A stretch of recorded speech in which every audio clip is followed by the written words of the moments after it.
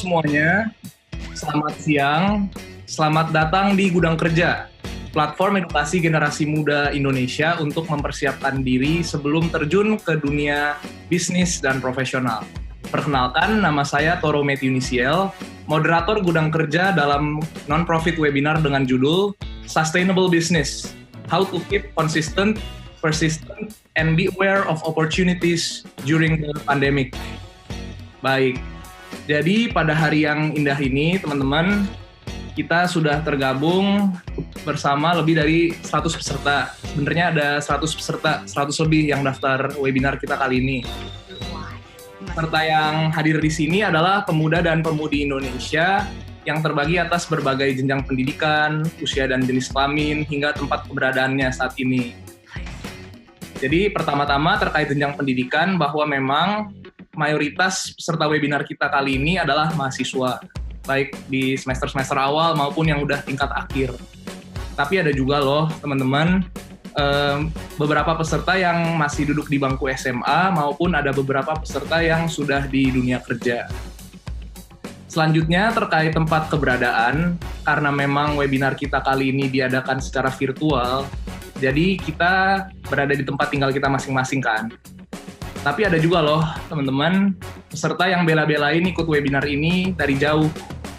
Jadi peserta paling jauh pertama itu tempat keberadaannya saat ini lagi di Jerman, sedangkan peserta paling jauh kedua tempat keberadaannya ada di Amerika. Jadi kalau sekarang kita di Jakarta atau sekitarnya lagi pukul 1 siang, di Jerman itu lagi jam 7 pagi, sedangkan di Amerika jam 1 midnight. Jadi hebat ya teman-teman, niat dan usahanya supaya bisa ikut webinar kita kali ini. Baik, jadi untuk membuka webinar kita pada siang hari ini, kita akan terlebih dahulu mendengarkan sambutan dari saudara Nicholas Pungki, selaku co-founder Gudang Kerja. Kepada Bro Nicholas Pungki, saya persilahkan menghidupkan mikrofon dan memberi kata sambutan. Silahkan. Halo Matthew. Halo. Udah kedengeran belum? Udah. Oke. Jadi makasih Matthew. Halo semuanya, teman-teman. Terima kasih udah datang ke webinar kita yang temanya itu Sustainable Business, yang speakernya pada kali ini itu adalah Kak Agatha Karolina dan juga Kak Timothy Ronald. Jadi seperti yang kita ketahui sekarang itu mungkin pandemi itu belum ada kejelasan ya teman-teman. Jadi gue harap teman-teman semua masih dalam keadaan sehat, tetap jaga jarak, jaga kondisi sekarang. Kalau bisa jangan ke tempat yang ramai-ramai dulu kali ya. Jadi itu. Terus pada kesempatan kali ini, walaupun di tengah pandemi yang belum ada kejelasan ini, kami Gudang Kerja masih punya kesempatan untuk membawakan webinar untuk teman-teman semua, supaya teman-teman itu bisa belajar tentang bagaimana bisa membuat sebuah bisnis yang berkelanjutan gitu. Jadi sebelumnya izinkan dulu gue memperkenalkan diri. Nama gue itu Nicholas dari gudangkerja.co, dan sekarang gue adalah head dari gudangkerja.co. Dan mungkin teman-teman belum sempat tahu Gudang Kerja itu siapa, atau belum pernah dengar Gudang Kerja itu sebenarnya platform apa dan berasal dari mana. Jadi singkat cerita aja, gudangkerja.co itu adalah platform yang berfokus untuk membantu generasi muda Indonesia supaya bisa profesional dalam bekerja. Jadi kami berharap melalui webinar-webinar kami yang berfokus pada soft skills itu bisa membantu teman-teman yang khususnya itu fresh graduates supaya bisa profesional, maupun itu literally sebagai profesional yang kerja di perusahaan, atau juga profesional yang bisa membangun bisnis sendiri, yang gue rasa mungkin teman-teman di sini kemungkinan lebih tertarik untuk bikin bangun bisnis kali ya, sesuai dengan tema pada hari ini. Jadi itu singkat cerita dari gudangkerja.co. Dan sekali lagi terima kasih udah turut serta menjadi bagian dari charity webinar ini untuk belajar, tapi juga sekaligus membantu teman-teman dan juga adik-adik kita di luar sana yang mungkin nggak seberuntung kita pada hari ini gitu. Jadi banyak adik-adik kita di luar sana itu yang mungkin punya kesulitan untuk melanjutkan aktivitas pembelajaran di tengah pandemi ini karena minimnya finansial dan segala macam. Selebihnya itu aja sih yang bisa gue sampaikan. Semoga webinar pada hari ini bisa bermanfaat. Dan juga have a nice weekend. Terima kasih semuanya. Bye. Terima kasih Bro Nicholas atas kata sambutannya. Jadi benar banget seperti apa yang tadi udah disampaikan, karena kita adalah sebuah non-profit webinar, maka semua galangan dana yang dihasilkan melalui webinar ini 100% akan didonasikan untuk Mizan Amanah, sebuah yayasan yatim dan duafa. Oke. Selanjutnya saya ingin mengenalkan kepada teman-teman semua partner kolaborasi Gudang Kerja dalam webinar kali ini. Jadi dalam webinar Sustainable Business, Gudang Kerja berkolaborasi dengan Monome. Monome sendiri adalah sebuah bisnis dengan produk ramah lingkungan, yaitu 2-in-1 reusable bag dan charm bag yang memberikan practical value dan juga desain yang simple dan modern, sehingga cocok digunakan dalam kehidupan sehari-hari. Dan juga kalau kita beli produk dari Monome, kita sudah berkontribusi dalam pelestarian lingkungan hidup yang berkelanjutan. Untuk info lebih lengkapnya, teman-teman bisa langsung cek di Instagram Monome @tweetmonome. Baik, jadi sebelum kita masuk ke sesi pertama webinar kita kali ini, yaitu sesi talk show, akan ada tata tertib yang ingin saya bacakan terlebih dahulu, dan juga untuk mohon menjadi perhatian teman-teman. Pertama, para peserta dilarang mengaktifkan mikrofon selama acara. 2, seluruh pertanyaan atau pendapat dapat disampaikan melalui kolom chat dan akan ditanggapi pada sesi Q&A. 3, participants yang menyalahgunakan kolom chat, yaitu mengandung unsur sara atau perkataan yang tidak senonoh, dapat dikeluarkan dari Zoom meeting oleh panitia tanpa pemberitahuan. Dan yang keempat, pada sesi terakhir akan dibagikan link untuk feedback form selama acara sebagai bukti presensi dan syarat bagi peserta untuk mendapatkan e-certificate. Itu aja untuk tata tertibnya. Dan sebagai informasi juga teman-teman, mungkin teman-teman di sini juga udah pada tahu bahwa pada hari ini kita kedatangan 2 speaker yang menarik banget untuk kita gali lebih dalam pengalaman dan ilmunya.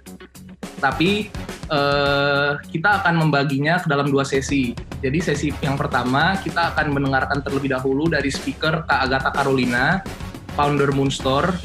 Nanti setelah sesi Kak Agatha Carolina ada sesi Q&A.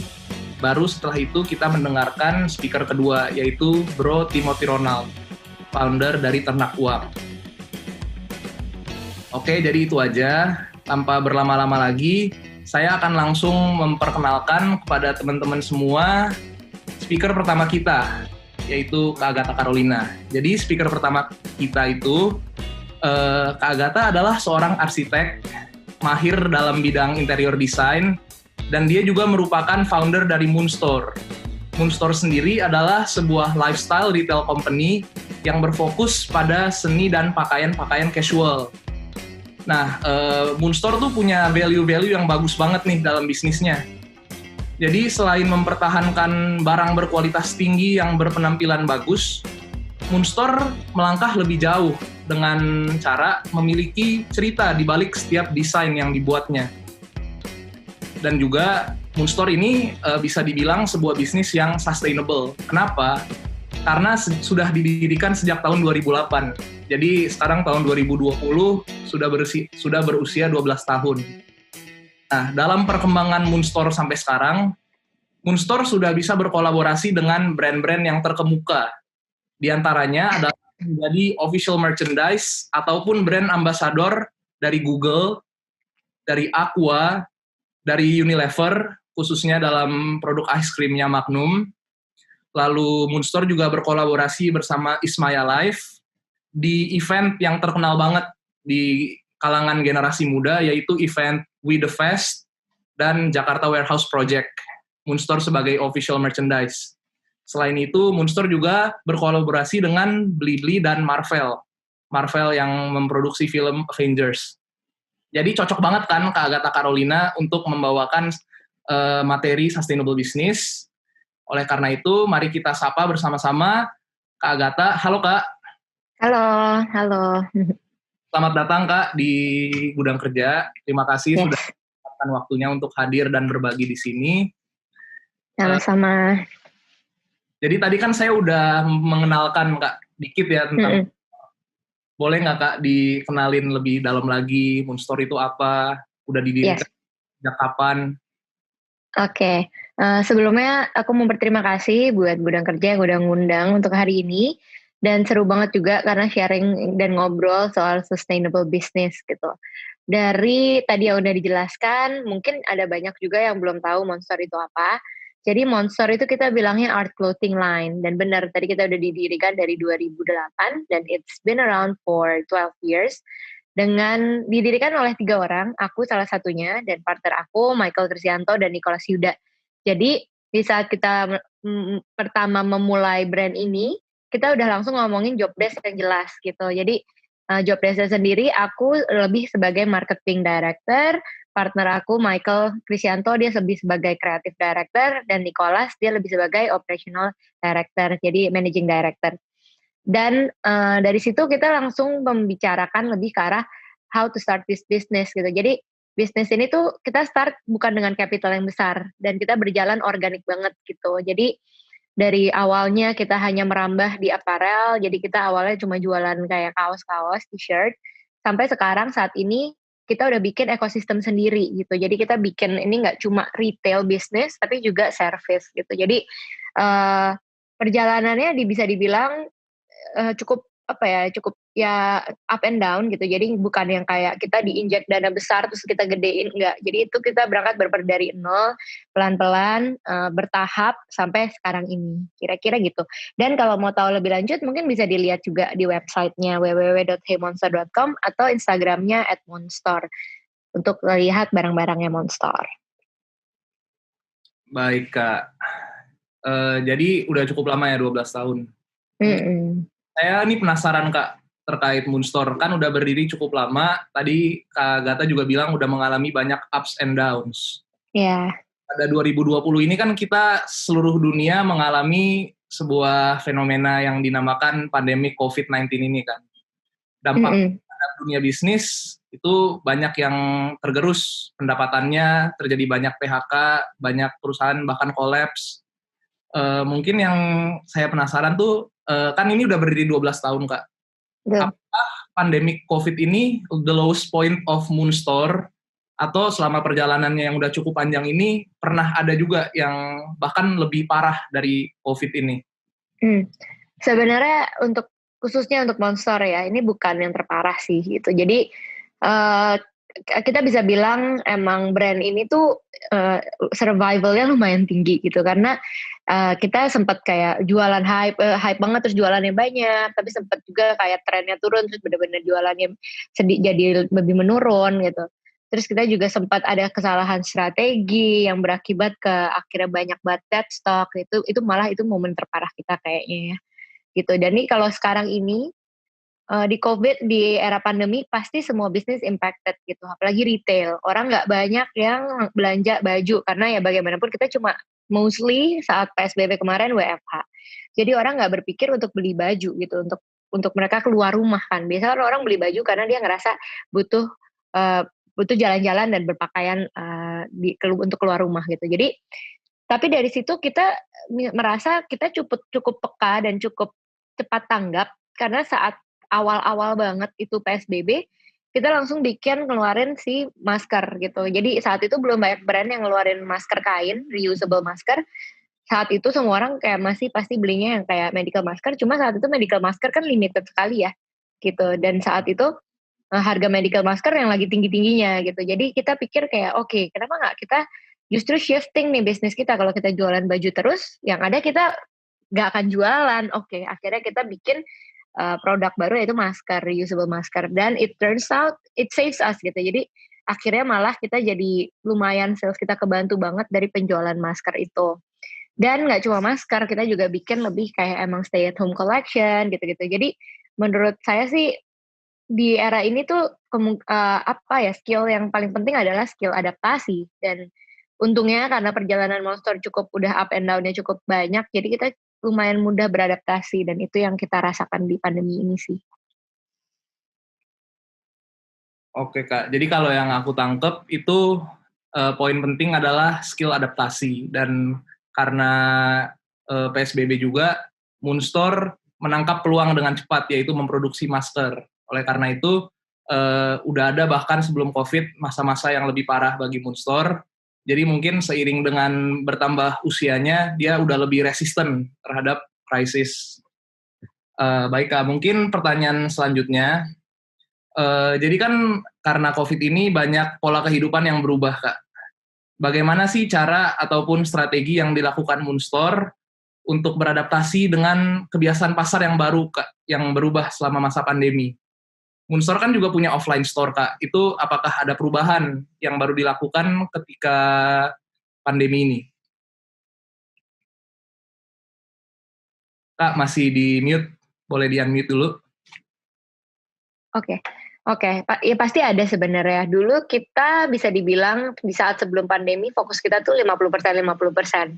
Jadi 50% offline, 50% online. Dan dulu toko kita tuh ada di Gunawarman, di atasnya Fujian. Nah, tapi di era pandemi ini pas banget juga di tahun ini tuh kita sewanya tuh habis gitu di Gunawarman. Dan malah menurut kita itu blessing in disguise gitu. Jadi karena sewa kita habis di saat pandemi. Ya of course kita nggak perpanjang karena ya pasti di masa pandemi orang nggak segitu banyak yang pergi ke toko gitu. Jadi lebih memperkuat lagi online presence kita. Untungnya emang dari dulu semenjak kita pertama buka Moonstore, kita tuh udah selalu menitik beratkan ke website gitu. Jadi website kita tuh udah ada dari kita baru bikin. Jadi bukan yang kayak pas pandemi kita baru kencengin, tapi emang udah ada. Cuma gimana kita ngemas dengan lebih baik lagi kayak experience orang belanja online itu gitu. Jadi untuk dibilang kayak benar-benar berubah, enggak, karena emang kita udah ada online presence itu, cuma lebih ke strategi marketing yang mungkin yang jadi lebih berubah, kayak kita benar-benar mendirect semuanya online gitu, jadi spend-nya juga lebih di ads di sosial media dan lain-lain gitu, jadi activitiesnya yang dulu misalnya tahun lalu kita bikinnya lebih ke event yang kayak tahun lalu kita bikin Humanize Us di Plaza Indonesia, tahun ini semua budget marketing tuh kita spend lebih ke arah online presence gitu. Jadi dari ads, dari macam-macam lah, dari masuk ke berbagai platform online juga gitu. Oke Kak, jadi kan tadi kita udah bicara banyak terkait Moonstore di masa pandemi ini Kak. Saya ingin mungkin tarik jauh ke belakang dulu ya Kak. Moonstore didirikan tahun 2008. Kan kalau nggak salah ya kakak kuliah itu tahun 2006 sampai 2010 kan? Betul, ya. Artinya kakak mendirikan Moonstore ini pas lagi jadi mahasiswa pertengahan itu, semester 4. Betul. Nah, ini kan mayoritas itu mahasiswa. Nah, boleh nggak kak bagiin, pas itu tuh ada apa sih kak sampai kepikiran untuk buat Moonstore? Kenapa pilih bidang clothing dan fashion? Kenapa nggak bidang yang Oke, jadi mungkin cerita dikit di tahun 2008 itu beda banget sama sekarang gitu ya, karena presence online tuh belum kayak sekarang, kayak local brands tuh belum se-strong sekarang gitu, kayak movement-nya.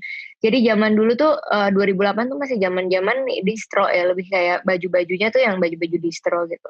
Dan di saat itu kita ngelihat kayak sebenarnya nih kita di Indonesia tuh tempat produksi bagus dan murah gitu, maksudnya sumber dayanya tuh ada banget dan tempat produksi tuh banyak yang murah. Cuma saat itu dulu orang tuh kayak belum se-proud itu gitu ya pakai baju lokal gitu. Jadi banyak kan orang masih belinya kalau zaman dulu tuh kayak lebih kayak ke baju-baju surf gitu kayak Billabong, apalah Point Break gitu, kayak Roxy apa ya, kayak zaman-zaman baju surf dulu gitu. Nah cuma kita ngerasa kayaknya nih kita bisa kayak dulu ada juga Cheap Monday, Subi gitu ya, kayak itu yang menurut kita pricingnya mahal kayak buat anak muda dulu, tapi orang akhirnya ngerasa oh gue keren nih kalau pakai baju itu gitu. Nah kita ngerasa kenapa kita nggak ngejar ke target market itu untuk brand lokal, karena saat itu belum banyak brand lokal yang ngejar harga lebih tinggi gitu. Saat itu sebenarnya awalnya startnya juga bisa dibilang spontan banget, kita juga nggak expect Moonstore bisa sampai kayak sekarang gitu, karena kita start tuh bertiga. Bertiga itu. Kenapa kita start? Awalnya cuma karena kita ngobrol-ngobrol. Teman aku ini si Michael itu dia kuliah di UPH, ambil desain DKV. Terus dia tuh jago banget gambar dan dia suka kayak gambar-gambarin baju-baju orang. Kayak misalnya orang ngasih ke dia baju gitu, baju polos, gambarin dong, dia gambar, bajunya dikasih 50.000 gitu. So aku bilang, Mike, lo ngapain lo gambar-gambarin baju orang dibayar 50.000? Lo sekali gambar, harga gambar lo cuma 50.000. Kenapa kita nggak gambar, kita scan, kita produksi gitu. Jadi lebih banyak lagi gitu. Jadi value gambar lo tuh lebih besar lagi daripada lo cuma capek sekali per baju digambar sendiri-sendiri gitu. Jadi cuma dari simple conversation kayak gitu, akhirnya it leads us tuh, iya ya udah ya kita coba research market, kayak ada nggak sih nih contoh reference nih kayak target market kita nih siapa sih? Oh, anak-anak kuliahan karena kita masih kuliah. Ya udahlah kita cari. Aku waktu itu kuliah di Bandung di Parahyangan. 2 partner aku di UPH. Jadi 2 partner aku itu akhirnya aku yang nyari tempat produksi karena di Bandung itu kayak lebih banyak tempat produksi yang murah untuk kaos dari ketidaktahuan sama sekali. Jadi kita bertiga masih kuliah, nggak ada background di fashion tiga-tiganya karena satu anak arsitek, satu anak DKV, satu lagi anak akuntansi gitu. Jadi nah ngerasa ya udahlah emang nggak ngerti apa-apa ya startnya dari nol. Awalnya kita dibohongin, jadi kita bikin produksi baju, kita produksi tuh satu bajunya kalau dihitung tuh sekitar 100.000 lah kira-kira. Terus kita jual 150.000 gitu. Ya udah. Nah marginnya sebenarnya lebih dikit gitu. Tapi kita pikir nggak apa-apa lah, ya udah nggak apa-apa. Yang penting kan kita gede ini brandnya pelan-pelan karena kita nggak tahu gitu. Jadi trial error banget. Nah, akhirnya kita jual segitu, saat itu baju lokal kaos, karena kita bikinnya kaos. Kaos itu dijualnya cuma 99.000 kalau baju distro. Tapi kita set price-nya 159.000. Jadi sebenarnya untuk price range kita aja lebih tinggi dibanding kayak kaos-kaos lokal pada umumnya. Nah, dari situ kita kasih lihat kenapa kita set 159.000 karena yang kita kedepankan adalah originalitas. Dulu zaman distro kan kebanyakan kayak brand distro kebanyakan ya nggak semuanya. Mereka banyak yang ngambil dari komputer, dari internet, terus langsung kayak di print aja gitu. Jadi nggak ada storytellingnya. Yang kita tekenin adalah kita menggunakan fashion ini sebagai kanvas dari art gitu. Karena dasarnya kita bertiga suka art.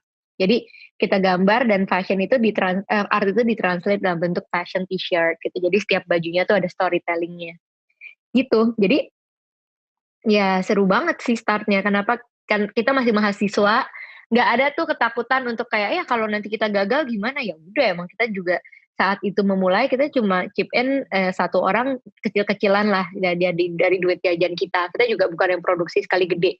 Jadi pertama kita produksi kita coba bikin 2 artikel, 2 desain baju, satu artikelnya kita bikin 10 lusin. That's it. Kita jual. Kayak si Mike teman aku dia jual di UPH, aku jual di Unpar ke teman-teman gitu. Terus akhirnya untungnya itu kita pakai lagi untuk produksi lagi. Sampai akhirnya momen dimana kita masuk ke bright spot market gitu. Jadi dan saat itu kita ngelihat oh ternyata exposure terhadap local brands itu udah gede nih. Jadi ada bright spot market pertama saat itu. Jadi banyak banget kayak local brand yang ngumpul, terus banyak banget orang yang datang dan mengappreciate gitu. Jadi dari situlah maksudnya kita mulai kayak lebih pede dan lebih membesarkan ini as a business gitu. Baik Kak, saya tertarik tadi pas penjelasan Kakak yang jadi kan Kakak itu yang awalnya triggering ya. Nah, teman Kakak yang namanya Michael itu dia ngedesain baju seharga 50.000, dia baju orang dibayar 50.000, Kakak yang bilang kenapa nggak produksi sendiri aja. Iya. Lagi yang dia handle accounting-nya kan. Jadi kan sekarang topik webinar kita kali ini adalah sustainable business. Yes. Menurut Kakak seberapa penting sih perencanaan awal sebelum eksekusi produk, baik kita desain ataupun udah mulai produksi produknya, seberapa penting peluang untuk bisa mempertahankan sebuah produk yang dijual itu supaya bisa sustainable. Kira-kira Kakak kalau ngeluarin sebuah produk, Kakak proyeksikan ini bakal bertahan sampai berapa lama? Karena mungkin kalau bidang fashion juga kan ada yang namanya siklus ya, orang lagi senang apa, terus nanti seiring dengan perjalanan waktu bisa berubah lagi senangnya apa. Itu gimana Kak? Kalau mungkin dalam fashion dan bisnis secara general. Ya, bagus banget sih itu pertanyaannya. Dan menurut aku tuh penting banget untuk kita, khususnya di era yang sekarang nih, pikir lebih dalam gitu. Karena kan everything sekarang lebih instant ya. Dengan adanya kayak social media, Instagram, dan lain-lain, untuk orang bikin brand, untuk orang bikin jualan tuh dipermudahnya sangat gitu. Jadi sometimes orang jadi nggak memproses dulu, akhirnya jadi kayak lebih karena prosesnya lebih mudah, jadi proses pikirnya mungkin nggak sedalam itu gitu. Jadi oke, jadi lebih apa ya? Jadi menurut aku sustainable business itu sangat penting gitu. Jadi kita nggak melihat membuat bisnis itu cuma dari tren saat ini. Platformnya kayak core value-nya itu apa gitu. Kalau kita kan sampai saat ini kenapa Monster masih ada 12 tahun menurut aku, karena yang kita bahas tuh sangat generik gitu. Mau trennya apa bisa kita translate ke dalamnya. Kita ngomong art clothing line, kayak art as a fashion gitu. Dan itu can be anything.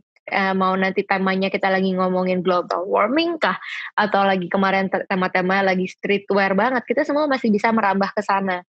Mungkin itu salah satu yang bikin kita bisa dibilang cukup sustainable gitu, karena big picture-nya kita secara konsep tuh cukup general gitu. Jadi kita bisa masih merambah ke banyak hal. Contohnya lagi kayak misalnya kita lihat gitu ya, brand yang lebih spesifik banget, mungkin dia untuk bertahan hidup lebih lama akan lebih sulit gitu. Kayak contohnya misalnya anti-social club misalnya. Itu dulu sempat hits banget sadar semua orang pakai baju itu gitu. Tapi karena yang diangkat mungkin satu hal itu, akhirnya pas dia turun lebih cepat gitu. Beda banget misalnya sama Uniqlo misalnya.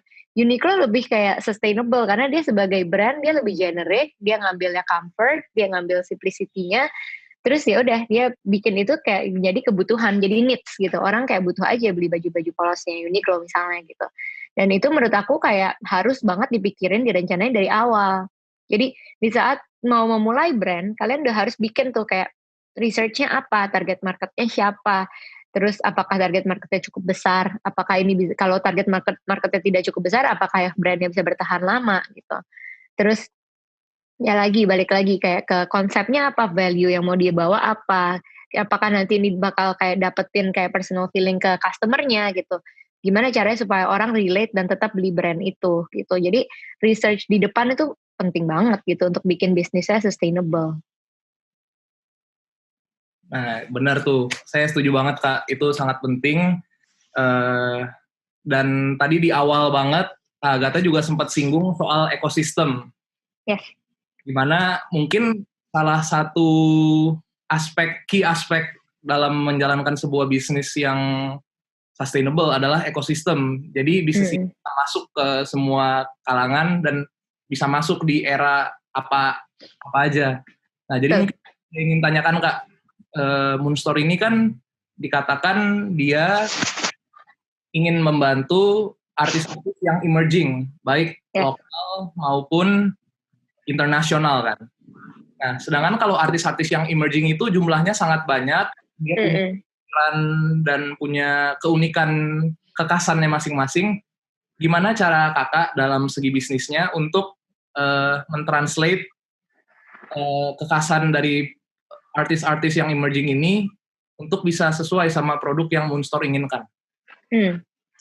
Yes, itu kurasi. Dan kalau sebenarnya ngomongin ekosistem, menurut aku ini menarik banget gitu ya. Aku share sedikit sih. Jadi kenapa kita ngomongnya ekosistem gitu? Karena dalam satu ekosistem itu ada kayak satu putaran yang saling mensupport gitu. Kita sebagai brand itu kita bilang kita kan retail. Jadi yang kita jual adalah produk. Nah, produk kita ini nggak akan bisa jualan kalau kita nggak ada produksi gitu. Jadi sebagai satu brand itu menurut aku kita harus bisa menghandle dari titik awal produksi sampai terjual. Nah, dari produksi sendiri adalah brand, produksi. Nah, jadi kita pegang juga nih. Jadi kita pegang production. Sekarang ini kita udah punya production sendiri kecil-kecilan yang udah kita sub gitu. Jadi productionnya ini mensupport brand. Lalu kita juga punya yang tadi kamu udah bilang emerging artist. Kita build community karena kalau tanpa kita punya komunitas itu, as a brand kita nggak akan strong. Komunitasnya itu yang kita angkat karena kita art clothing line adalah emerging artist. Dan dari awal kita ada itu di tahun 2008, emerging artist kita udah banyak banget yang kerja sama kita. Yang dulunya emerging artist kita, sekarang udah jadi artis-artis terkenal banget gitu. Kayak Stereoflow, Muklai gitu. Mereka udah very well known in this industry gitu. Dan kita seneng banget gitu. Jadi kita ngelihat banget perkembangannya mereka. Dari dulu mereka kayak titip produksi ke kita produksiin. Sampai sekarang mereka udah jadi kayak benar-benar seniman-seniman yang ya levelnya udah tinggi banget gitu. Jadi that's ecosystem gitu. Jadi kita bikin sampai ada komunitasnya, fan base-nya, kayak customer marketnya siapa aja gitu. Dan juga kita juga bikin juga nggak cuma produk, jadi kita bikin juga service sekarang. Kenapa service? Jadi di saat ini seperti pandemi nih, kita kena hit gede banget, jualan produk tuh lebih susah. Jadi kita tuh selalu punya yang namanya, yang tadi kayak kita bikin merchandise, tadi udah di-mention di introduction, kita selalu bikin merch gitu. Kita bikin merch untuk DWP, untuk WTFK, atau bahkan untuk kayak brands, untuk Disney, untuk Google. It's part of our service gitu. Jadi di saat produknya lagi turun, service kita naikin nih. Jadi kita punya desainer-desainer hebat in-house kita. Jadi kenapa nggak kita juga bikin kayak ini jadi kayak design house gitu. Jadi kita developing merchandise untuk brand-brand itu gitu. Jadi itu saling support satu sama lain and it builds ecosystem. Kalau tadi pertanyaannya gimana caranya supaya brand artis-artis dengan style banyak itu tetap relate dalam satu Monster? Menurut aku karakteristik Monster adalah ya kita art clothing line, we as a platform. Pasti untuk kita memilih artis mana yang diproduksi itu melalui proses kurasi kita. Jadi yang menurut kita masih cocok juga dengan karakteristik Monster gitu. Jadi ya kita juga tidak memberikan kayak benar-benar guideline, ya kita open banget untuk mau desain apapun, cuma mungkin orang juga melihat Monster kayak apa dan mereka menginterpretasikan gitu. Jadi seru-seru banget juga. Kayak terakhir kita bikin masker competition, itu seru banget juga. Jadi kita bikin kayak 30, kita beli 30, terus kita bikin competition online di Instagram gitu. Jadi akhirnya terpilihlah 5 yang diproduksi dengan karakteristik yang beda-beda. Jadi that ecosystem support us, dan menurut kita ekosistem itu yang membuat kita sustain sampai saat ini gitu. Oh ya Kak, jadi kalau mungkin saya boleh bahasakan lagi, selain berpikir dalam produk bisnisnya, apa yang bisa didapatkan dari market yang emang lagi tumbuh subur di Indonesia, Moonstore juga memikirkan apa yang bisa dikontribusikan, yaitu bagi emerging artist juga. Yes.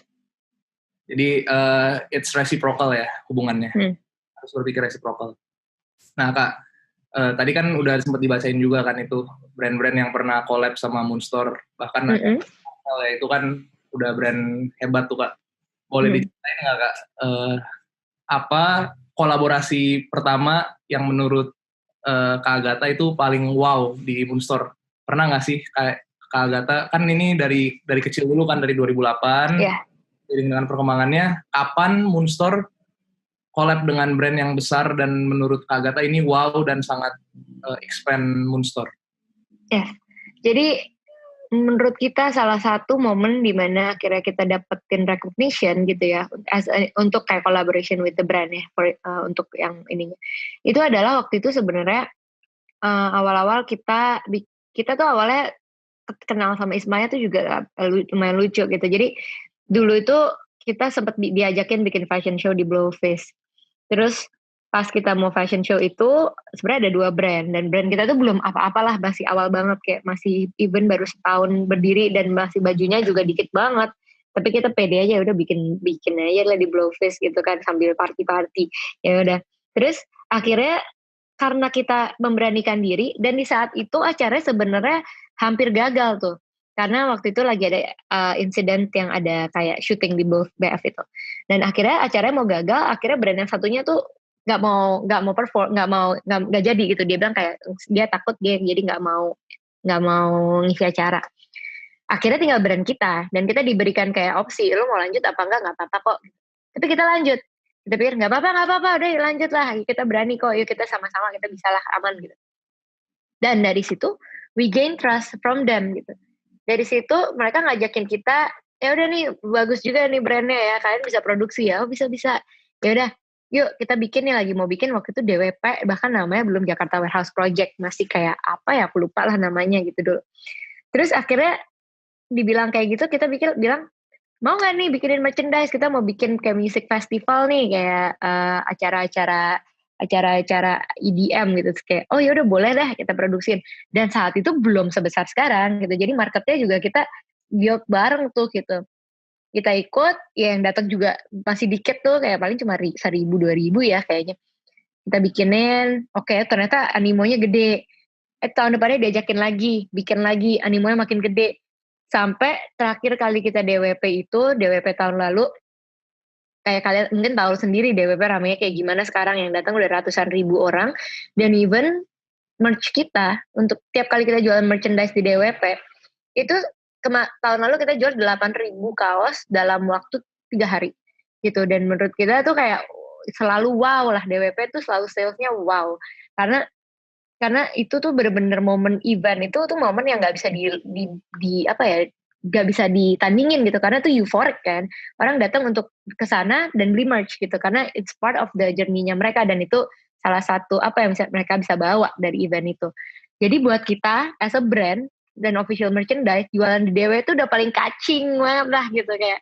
Jadi padahal itu semua berangkatnya ya cuma dari satu event kecil di Blowfish, fashion show dengan baju seadanya. Ya, kita mau fashion show sebenarnya baju apa sih? Baju kita kan t-shirt ya gitu, dengan baju seadanya, pede aja, dan akhirnya building relationship with the owner gitu, dari yang punya BF, dari yang punya Ismail. Akhirnya dia bikin Ismail Life, dan Ismail Life bisa sesukses sekarang. Itu ya kita saling mutualisme lah, jadi kita saling support gitu. Oke Kak, jadi kalau saya boleh kasih satu kata nih yang udah menggambarkan perjalanan Moonstore dari awal, itu mungkin kata berani Kak. Kenapa? Karena tadi dibilang pas Kakak masih di Bandung, nggak tahu soal bisnis fashion itu gimana, tapi berani cari konveksi, berani cari produksi baju. Terus yang kedua, saat kerjasama dengan Ismaya, di mana ada 2 brand mau perform di fashion show-nya, salah satu brand walk out, tapi Moonstore nggak walk out, dia tetap berani. Jadi mungkin satu kata itu berani. Baik Kak, jadi mungkin saya udah cukup banyak nanya nih Kak, karena saya juga masih wow dengan Moonstore. Jadi sekarang kita langsung masuk sesi Q&A aja bersama participants. Jadi untuk participants, teman-teman, kalau ada yang mau ditanya, bisa langsung di chat aja di kolom chat Zoom. Nanti saya akan langsung membacakan pertanyaannya selama masih memungkinkan durasinya. Dan ini udah ada satu pertanyaan Kak, dari Robert. Kak mau nanya, kalau di saat mulai bisnis, supaya jalan pasti butuh sales.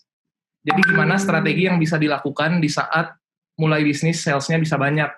Lalu gimana, itu pertama. Kedua, gimana caranya supaya bisa build ekosistem sendiri? Mungkin yang dia maksud tuh build ekosistem dari nol. Dan yang ketiga, gimana, ya itu Kak, 2 aja pertanyaannya dari Robert Sanjaya. Terima kasih. Oke. 1, sales. As a brand, karena kita jualan produk, pasti ujung tombaknya sales.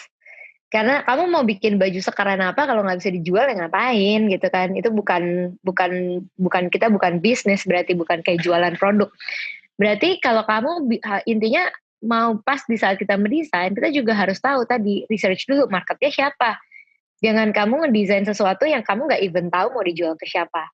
Once you know your target market, it will be easier for you to sell gitu. Jadi kayak misalnya saat itu kita pertama bikin Moonstore, kita bikin yang tadi baju, kaos tuh sangat generik. Jadi kita tulis kayak target kita dari umur 15 sampai 40 gitu. Dan kaos, semua orang bisa pakai kaos gitu. Bapak-bapak umur 40 pun bisa pakai kaos buat dia di rumah mungkin, atau nggak buat dia weekend gitu. Jadi know your target market and believe in your product gitu. Di saat kamu believe sama produk kamu udah pas bikin pasti kan udah research, melakukan semua research, konsep dan lain-lain. Berarti kamu pasti bisa menjual itulah gitu, karena kamu tahu nih apa sih yang sebenarnya alasan kamu membuat brand itu, kenapa kamu bikin produk itu, dan that thing is your marketing tools gitu. Kayak dari itu kamu harus bilang kayak, beli dong nih barang gue very original, kita gambar sendiri, punya storytelling. It's like you're purchasing art when you buy our t-shirt kayak gitu. Jadi apanya itu yang alasan kamu membuat brand kamu itu yang bakal menjadi strongest marketing point kamu. Itu kalau untuk sales. Second tadi apa ya? Ekosistem. Ekosistem. Kalau ekosistem sebenarnya aku tadi udah cerita. Jadi for start, it's gonna be a bit hard to build ekosistem, karena menurut aku pasti to start you just need to be brave kayak tadi, kayak ya udah berani dulu aja, start dari satu titik gitu. To build ekosistem it takes proses lah gitu ya. Jadi kayak kita Moonstore pertama kita bikin, kayak tadi aku bilang, aku bahkan nggak tahu tempat produksi. I don't even know kayak any artist gitu. Tapi kayak start aja dulu. Di saat kamu udah start, kamu tahu what you need. Dari situ kamu baru build ekosistem kamu. Karena menurut aku tiap brand itu pasti needs-nya beda-beda. brand aku adalah, karena aku yang angkat art adalah we need community, we need kayak emerging artists to support us, we need production, semua yang kita butuh itu baru yang akan kita pakai untuk building our ecosystem. Tapi kalau dari pertama aja kamu kayak udah takut dan terlalu banyak kayak bingungnya, nanti malah nggak jalan. Jadi jalan dulu aja. Oke, semoga terjawab ya pertanyaan dari Robert Sanjaya. Yang kedua ada pertanyaan dari Ahmad Naufal Nafis. Jadi supaya singkat aja, mungkin inti dari pertanyaannya adalah gimana kakak bisa menciptakan pelanggan setia dan gimana kakak bisa mempengaruhi customer supaya mereka mau repeat order. Karena kan seiring dengan berjalannya waktu pasti ada yang namanya saingan. Tuh Kak, pertanyaannya. Yes. Ya itu kayak brand presence itu penting sekali. Dan bersyukur banget kalian karena di era sekarang itu lebih gampang lagi untuk memperlihatkan brand presence. Ada yang namanya social media, ada yang namanya events gitu ya. Jadi kalian bisa mengkomunikasikan brand kalian dengan dua arah saat ini gitu. Kayak saat sekarang kita Instagram lah gitu ya, sangat very. Yes. Udah nyambung kan? Ya. Nah, oke. Ya tadi yang ekosistem itu gitu.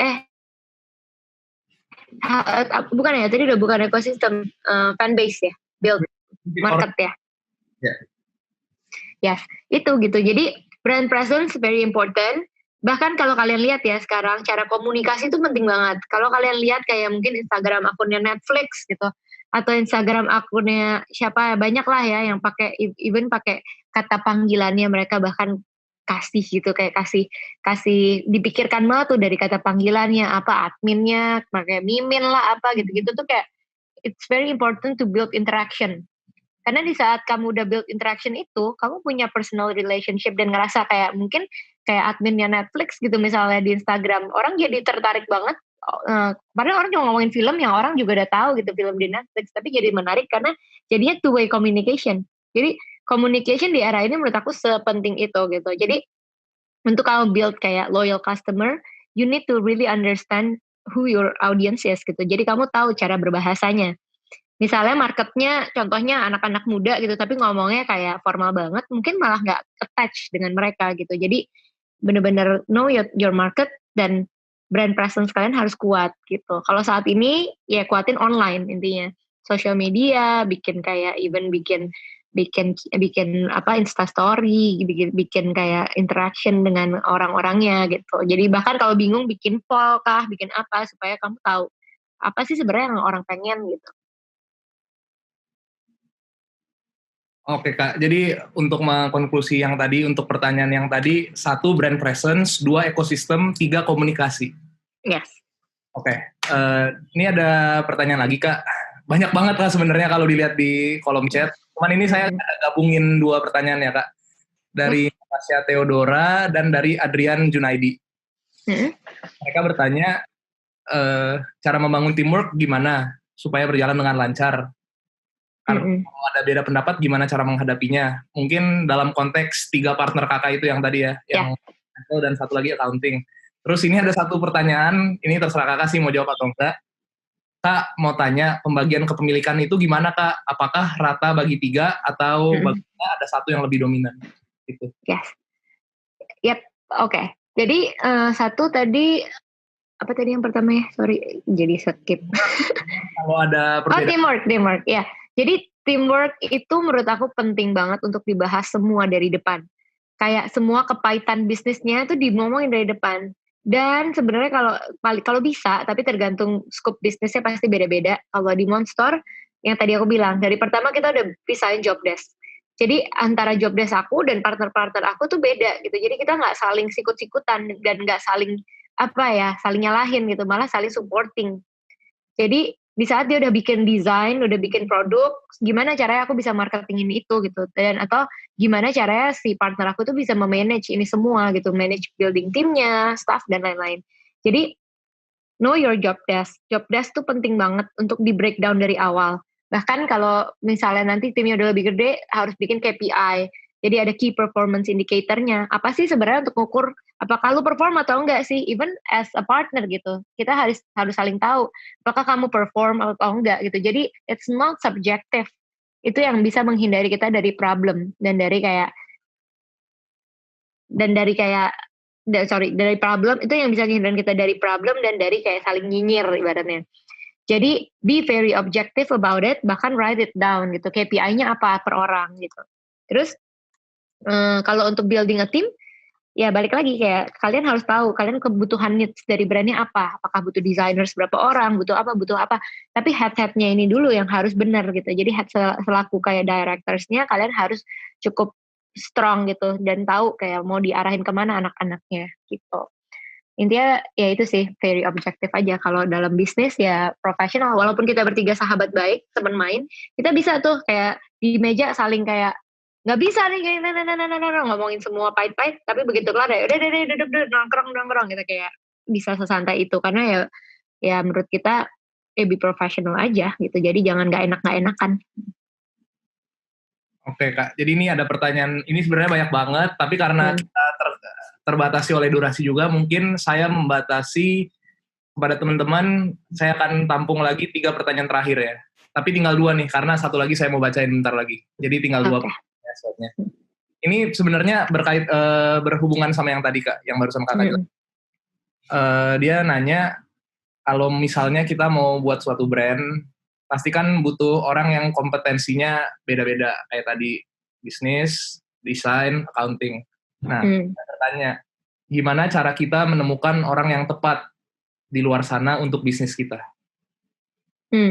Ya pasti kalian harus tahu dulu. Jadi misalnya if you want to start your brand alone gitu ya, kamu tahu what is your strength gitu.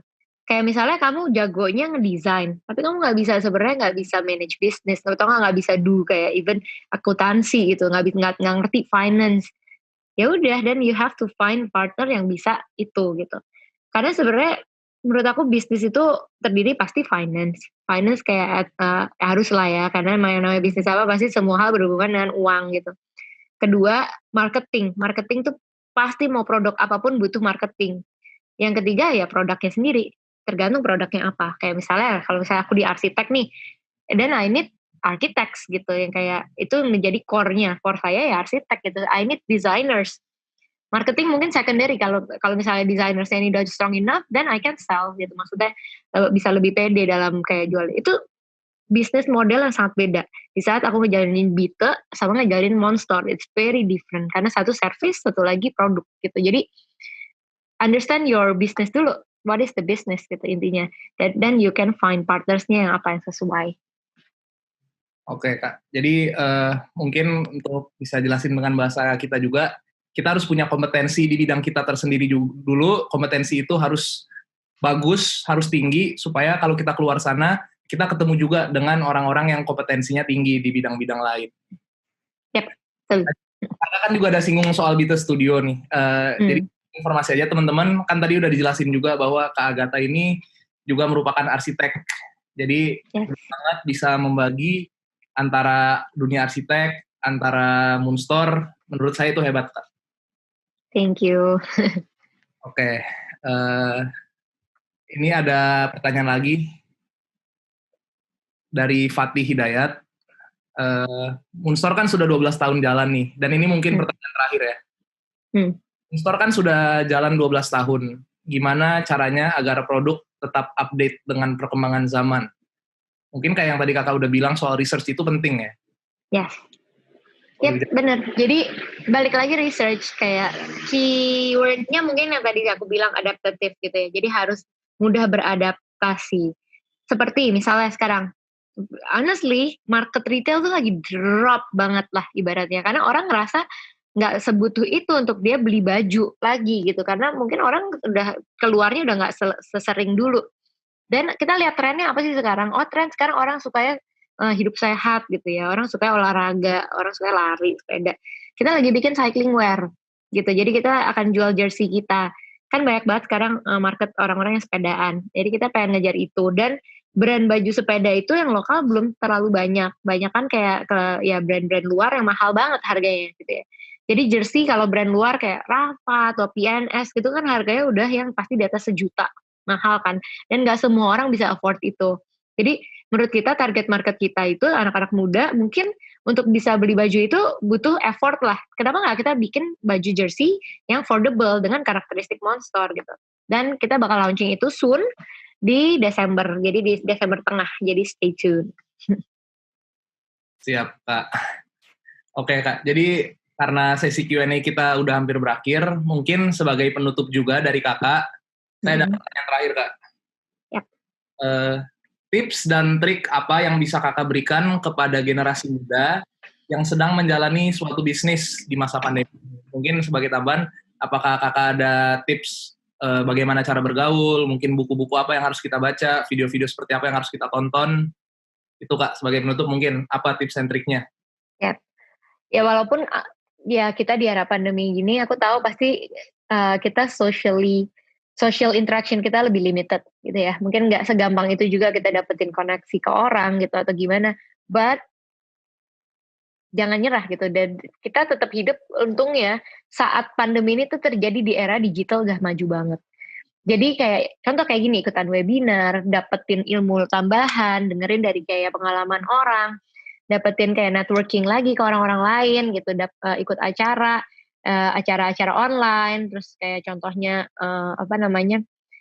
banyak lah yang bisa dilakuin secara online gitu, kayak kencengin lagi kayak emang personal branding kamu sendiri mungkin di social media kamu gitu, kalau if you want to build a business. Dan itu pasti bisa kepake banget nantinya, baik ini udah pandemi lewat pun gitu, karena kita udah hidup di era digital kan. Jadi digital presence kita as a personal mungkin as a brand harus dikuatin lagi, karena ya we'll never know sampai kapan pandemi ini bakal ada, hopefully soon berakhir. Tapi kalau di saat kayak kita terlimitasi oleh physical things gitu, kayak misalnya kita physically distance, tapi mungkin dengan kayak bahkan kamu nggak kenal sama aku tadinya, cuma kamu lihat presence aku di social media maybe gitu, atau di LinkedIn atau dimanapun itu gitu, dan itu bakal menjadi networking lagi, kita bakal terkonek oleh itu gitu ya. Mungkin kita nggak bisa ketemu langsung sekarang dan kita nggak saling kenal, tapi kita bisa connected gitu. Makanya jadi jangan dilihat kayak misalnya profesi ini kayak apaan sih, sampai kapan sih ini, nggak usah gitu, kayak take the positive side. Ya udah kayak pakai aja, pergunain semua yang bagus, yang whatever that makes you and your business grow, pakai gitu. Jadi nggak usah kayak jadi kayak jaim-jaim, minder, sok-sok indie, nggak mau main ini itu, jadi nggak usah lah gitu. Kayak yang penting tahu your value apa dan pakai aja itu. Jadi take the positive things gitu. Dan kalau untuk pandemi ini menurut aku ya semua lagi susah emang, jadi jangan nyerah gitu. Kayak emang hebatnya mungkin karena kalian lagi mahasiswa, kalian dihadapin dengan kondisi kayak gini, ini bakal kasih kalian time to think, dan ibaratnya semua hal tuh lagi ke restart dari nol. Jadi kalau mau positif, this is your opportunity gitu, karena even orang-orang yang tadi udah tinggi banget posisinya, mereka drop juga, kayak kita lagi di restart lah gitu. Jadi then we will start on same level lagi gitu, tapi mungkin dengan experience mereka lebih, but kalian juga bisa gitu, karena ibaratnya banyak banget, aku punya teman brand banyak banget, yang brand yang udah sejadi itu bisa drop sampai bangkrut, tutup tuh banyak. Dan mungkin buat kalian sekarang pas kalian lulus, this is your opportunity to start something new, dari restarting semuanya dari awal. Itu. Thank you, Kak. Sangat insightful banget tadi sharing-sharingnya. Jadi mungkin saya ingin wrap up diskusi kita selama kurang lebih 1 jam ini, di mana Moonstore sebagai sebuah bisnis yang sustainable, dia punya kiat-kiat untuk menjadi sustainable. Yang pertama, dia selalu berusaha untuk menangkap peluang. Seperti ketika kita baru pandemi, ketika yang lain belum aware bahwa akan ada demand yang tinggi soal masker, dia langsung tangkap peluang itu, sehingga hal tersebut juga yang mungkin menyelamatkan Moonstore secara financial dalam krisis ini. Kedua, sekarang kita hidup di zaman yang serba instan, semuanya serba gampang, dan virtual sudah sangat berkembang. Jadi kita harus bisa utilize websites dan virtual presence supaya kita bisa adaptasi dan bisa reach out lebih banyak orang untuk bisnis kita. Lalu untuk bisa mempertahankan sebuah bisnis yang sustainable, ada 3 poin, ada 3 key factor menurut Kak Agatha. 1, brand presence, 2, ekosistem, 3, komunikasi. Dan dalam membangunnya itu, kita jangan hanya berpikir apa yang kita dapat, tapi kita juga berpikir kita kontribusi apa nih untuk industrinya, untuk Indonesia apa yang kita dapat kontribusikan. Dan mungkin sebagai wrap up penutup, satu kata, saya tetap stick pada pendapat saya untuk Moonstore, yaitu kata berani. Jadi jangan pernah menyerah, tetap berani, nobody will never know bisa jadi sehebat ini. Jadi mungkin saya mengucapkan terima kasih kepada Kak Agatha atas sharingnya, atas ilmu-ilmunya, semoga dapat bermanfaat. Nah, dan terakhir nih sesinya, saya boleh nggak minta kepada participants untuk bersama-sama menghidupkan kameranya, karena kita ingin foto bersama-sama. Boleh kepada teman-teman?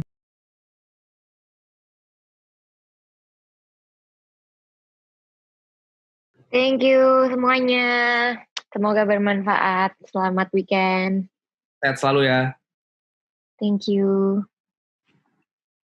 Nah, jadi itu tuh teman-teman, sesi pertama dari webinar kita kali ini. Hebat banget kan speaker pertama kita, seorang perempuan, sudah memulai bisnisnya sejak tahun 2008 di bangku kuliah seperti kita. Bisnisnya sustain sampai 2020, udah 12 tahun. Dia juga kuliahnya arsitek, dan dia nggak meninggalkan core competence dia di bidang arsitektur, masih bekerja sebagai arsitek sekarang. Dan kalau nggak salah juga dia seorang dosen, dan juga merupakan partner di salah satu brand restoran Itulah speaker pertama kita.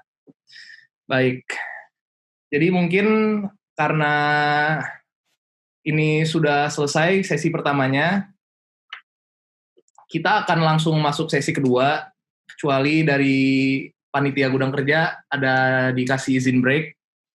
Gimana? Dari Gudang Kerja? Oke. Bro Timothy Ronald ada? Halo. Halo bro. Tes, cek kedengaran suaranya? Kedengeran. Oke. Jadi sebelum bro kasih pemaparan, saya ingin memperkenalkan dikit, membacakan profil bro sedikit. Ya. Jadi sesi kedua ini sama seperti sesi pertama tadi, akan ada pemaparan dari bro Timothy Ronald dulu, dan di akhir sesinya tetap ada Q&A. Nah, jadi Timothy Ronald ini siapa sih? Jadi dia adalah generasi muda yang energetik, pemuda, laki-laki, usianya 20 tahun. Dia juga merupakan co-founder dari Ternak Uang, sebuah platform komunitas edukasi finansial yang memberikan literatur investasi kepada membernya. Sekarang kalau nggak salah udah 15.000, tapi kalau udah lebih lagi, udah meroket lagi, nanti silakan dikoreksi ya. Tapi Ternak Uang itu punya misi, yaitu mencetak 10 juta investor baru di Indonesia. Baik, jadi tanpa berlama-lama lagi, mari kita sambut speaker kedua kita, Timothy Ronald. Halo bro. Jadi perkenalkan, nama gue Timothy, jadi gue selaku co-founder di ternakuang.id. Mungkin udah dijelasin tadi, ini by the way boleh open, ini nggak, buka presentasi boleh? Silakan bro, boleh. Oke. Jadi gue cek semuanya, kelihatan nggak? Aman? Udah. Oke, jadi topik yang akan gue bawain pada webinar kali ini adalah gimana caranya kita bisa thriving ibaratnya, bisnisnya di tengah-tengah pandemi. Karena Ternak Uang sendiri itu adalah bisnis yang gue bikin justru di saat pandemi. Jadi singkat cerita, sebelum gue bangun Ternak Uang ini, gue punya bisnis yang namanya advertising agency. Jadi advertising agency gue itu di saat COVID itu sangat terpukul, karena klien-klien gue rata-rata hampir semuanya itu nggak ada yang bayar lagi retainernya. Jadi gue decide bahwa gue harus start a new business. Jadi ini benar-benar bisnis yang lahir karena pandemi COVID. Jadi gue akan sharing ke kalian juga gimana ibaratnya caranya gue bangun startup yang dari 3 bulan itu udah dibidik sama beberapa venture capital yang paling besar di dunia. Nah, jadi sebelum kita mulai lebih lanjut, gue pengen tanya ke kalian dulu. Menurut kalian apa sih sebenarnya uang itu? Jadi ini mungkin kalian boleh pikirin sedikit, uang itu apa sebenarnya? Ini mungkin nggak nyambung sama topik ya, tapi di belakang kalian akan ngerti kenapa gue bawa ini. Jadi uang itu menurut kalian pasti mungkin alat tukar kan? Jadi untuk beli barang, untuk beli handphone, beli dompet dan lain-lain. Tapi uang itu sebenarnya hanya perceived value. Contohnya, kenapa harga roti itu 10.000? Karena market itu mau bayar roti itu 10.000. Contoh, misalnya kalian beli ini deh, card holder misalnya di Mangga 2. harganya mungkin bisa 30.000. Tapi kalau kalian beli Gucci, itu harganya bisa 2-3 juta. Kenapa? Karena perceived value market Gucci itu harganya segitu. Jadi apakah bahannya ini worth segitu? Ya kita nggak tahu produksi berapa. Tapi yang kita pasti tahu itu adalah perceived value yang dibuat sama market. Jadi kalian harus tahu ini, kalau kalian mau cari uang, kan kalian di sini rata-rata mau bikin bisnis ya. Tujuannya bikin bisnis ya kita nggak muluk-muluk. Bisnis itu adalah mesin pencetak uang. Karena gue juga investor, gue juga invest di beberapa bisnis. Bisnis itu simpelnya adalah mesin pencetak uang. Jadi kita harus tahu dulu gimana caranya kita menghasilkan uang. Nah, terus kalau gue tanya ke kalian, lalu apa itu value? Coba kalian bayangin gini. Banyak yang bilang ke kalian dari kalian masih kecil kan, kalau misalnya kalian itu mau ibaratnya punya uang, kalian itu harus kerja keras. Ini selalu ditekanin dari kecil, even dari gue kecil sama orang tua gue. Lu mau uang, lu harus bekerja keras. Tapi apakah itu benar? Coba sekarang kita bandingin, ibaratnya office boy yang ngepel di perusahaan sama akuntan. Apakah gajinya sama? Gajinya berbeda kan? Apakah office boy itu tidak kerja lebih keras dibanding akuntannya? Enggak, tapi perceived value di market seorang akuntan itu value lebih dibanding office boy. Jadi gajinya lebih tinggi. Jadi apapun yang kalian kerjakan, itu sebenarnya uang itu adalah byproduct dari value creation. Jadi contohnya seperti speaker sebelumnya mungkin yang jauh lebih hebat dari gue, karena gue juga baru mulai bisnis. Jadi dia create value juga sama. Jadi dari brand fashionnya dan lain-lain, dari arsitekturnya. Jadi kalau kalian bisa create value di marketplace, uang itu akan datang sendiri ke kalian. Jadi kalian kan banyak yang pikir, gue mau mulai bisnis A nih, mau mulai bisnis B untuk cari duit. Kalian nggak akan pernah dapat duit. Uangnya pasti akan lari. Tapi giliran kalian fokus untuk bring value ke market, uang itu akan datang dengan sendirinya. Jadi ini yang kalian harus tekanin. Kalau kalian mulai bisnis apapun, start with value dulu. Dibanding kalian kejar uangnya, kejar ibaratnya jualan barang A nih. Kira-kira untungnya segini, jangan kayak gitu. Tapi kalian fokus di kejar value-nya. Apa yang kalian bisa bring ke marketplace itu. Nah, gimana sih caranya kalian start a business? Ini yang selalu gue tekanin ke orang.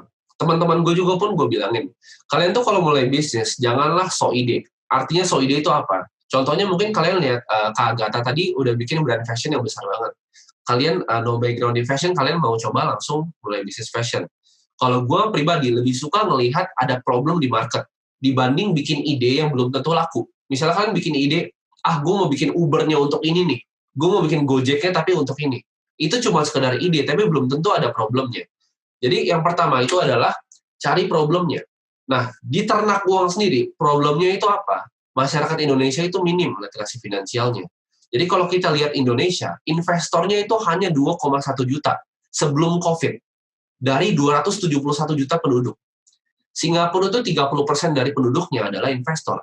Jadi literasi finansial di Indonesia itu memang sangat minim sekali. Yang punya bank, rekening bank di Indonesia itu hanya ada 90 juta rekening sekarang. Jadi even belum semua masyarakat Indonesia itu punya akses ke bank. Nah ini problem yang sangat besar yang gue lihat dan gue alami pribadi. Jadi gue tuh juga pernah ketemu salah satu direktur dari, kemarin gue Idea Fest, gue ngobrol sama salah satu CMO-nya, dia gajinya itu 55 juta. Umurnya 34 tahun, single, nggak punya anak, nggak punya tanggungan. Tapi dia cuma bisa save 2 juta per bulan. Mungkin kalian dengarnya nggak masuk akal kan? Tapi ini memang literasi finansial tuh di Indonesia seminim ini. Jadi orang tuh nggak tahu tentang investasi, nggak tahu apa itu reksadana, apa itu saham. Mereka tuh hanya tabung aja di bank, oh jajan aja lah, ibaratnya investasi nanti. Nah ini gue lihat di Indonesia tuh sangat amat parah. Jadi ini yang masalah yang pengen gue ubah gitu. Nah jadi gue bilang tadi, jangan mulai dari ide kalian, tapi start dari masalah yang even kalian tuh alami sendiri. Misalnya kalian lihat sesuatu nih, terus kalian gatal, kok kayaknya gue bisa ngelakuin lebih baik. Kalian bikin bisnis around itu, around masalah itu. Jadi memang kalian punya keresahan pribadi dari diri kalian. Nah, gimana caranya kita bisa create sustainable business? Yang pertama tadi, find a problem, lalu kita sell the solution. Jadi kita cari problemnya, kita jual solusi yang kita punya ke market. Dan yang ketiga, ini banyak yang salah ini. Kita harus bisa make that solution scalable. Kuncinya ini. Karena ketika ibaratnya kalian bikin bisnis, tapi ibarat nggak scalable, agak sulit. Coba boleh whiteboard nggak ya? Gue kasih contoh ya. Misalnya ini, kalau kalian di bisnis, kalian harus tahu ada yang namanya top line dan bottom line. Jadi top line itu ibaratnya revenue kalian, omset kalian. Kalau misal bisnis konvensional, kalian akan seperti ini, kira-kira ya. Jadi ini top line-nya, ini bottom line. Bottom line itu apa? Ibaratnya expense kalian. Kenapa bottom line-nya akan kayak gini?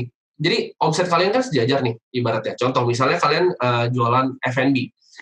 Untuk kalian ekspansi lebih lanjut lagi, kalian perlu bottom line kalian. Itu kalian harus bikin sewa ruko lagi, sewa ini lagi. Jadi scaling-nya tuh susah kalau misalnya contoh kalian bikin restoran, kecuali kalian franchise.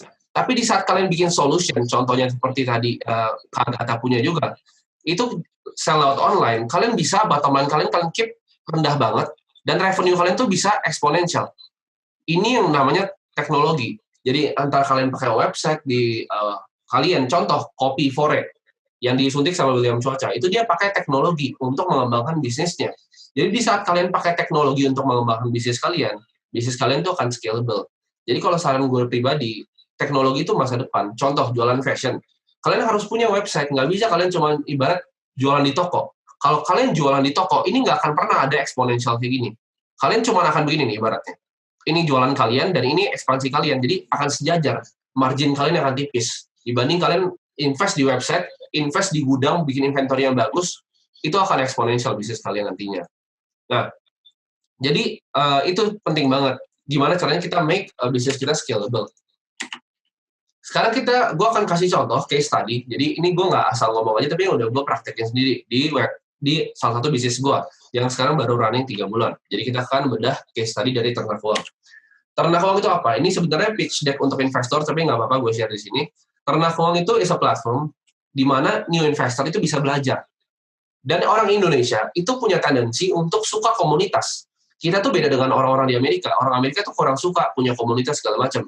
Tapi kita Indonesia punya banyak himpunan, punya banyak organisasi. Jadi kita tuh suka ngumpul sebagai komunitas. Jadi di sini gue sediain juga komunitasnya untuk kalian yang ikut pengen belajar investasi. Karena kalau kalian dikelilingi sama orang yang suka investasi, kalian pasti ujung-ujungnya investasi juga gitu loh. Dan kita gimana caranya? Investasi ibarat contoh saham kan agak sulit ya. Jadi gue di Ternak Uang ini gue bikin berbagai macam tools untuk mempermudah ibaratnya investor mulai investasi begitu. Nah, problemnya apa? Problemnya itu yang tadi gue bilang. Di Indonesia, number itu 2,2 juta. Dan ini grow-nya 3,1, itu 40% di saat COVID. Nah, ini jadi masalah yang bisa dilihat secara jelas. Less than 2% dari populasi Indonesia itu investasi. Sedangkan Singapura itu 30%. Dan ini juga digalakkan sama pemerintah. Makanya pemerintah ngeluarin yuk nabung saham. Bursa Efek Indonesia kita juga banyak menggemborkan ibaratnya hal-hal seperti ini. Kenapa? Karena masalahnya memang ada. Literasi finansial di Indonesia itu sangat amat minim. Jadi, gue harus ngapain kalau gue udah tahu problemnya? Gue harus sell solution-nya. Jadi di Ternak Uang ini main problemnya kita lihat tadi, overload information yang pertama. Jadi gimana caranya kita bisa edukasi? Contoh, misalnya kalian dengar investasi nih sekarang. Kalian coba Google investasi, itu akan keluar A, B, C, D, E gitu. Kalian bakal pusing, bakal disuruh forex lah, bakal invest emas lah, deposito, reksadana pasar uang, ada yang bilang di saham, ada yang bilang trading. Kalian tuh overload information. Kalau misalnya kalian search di Google, karena terlalu banyak informasinya.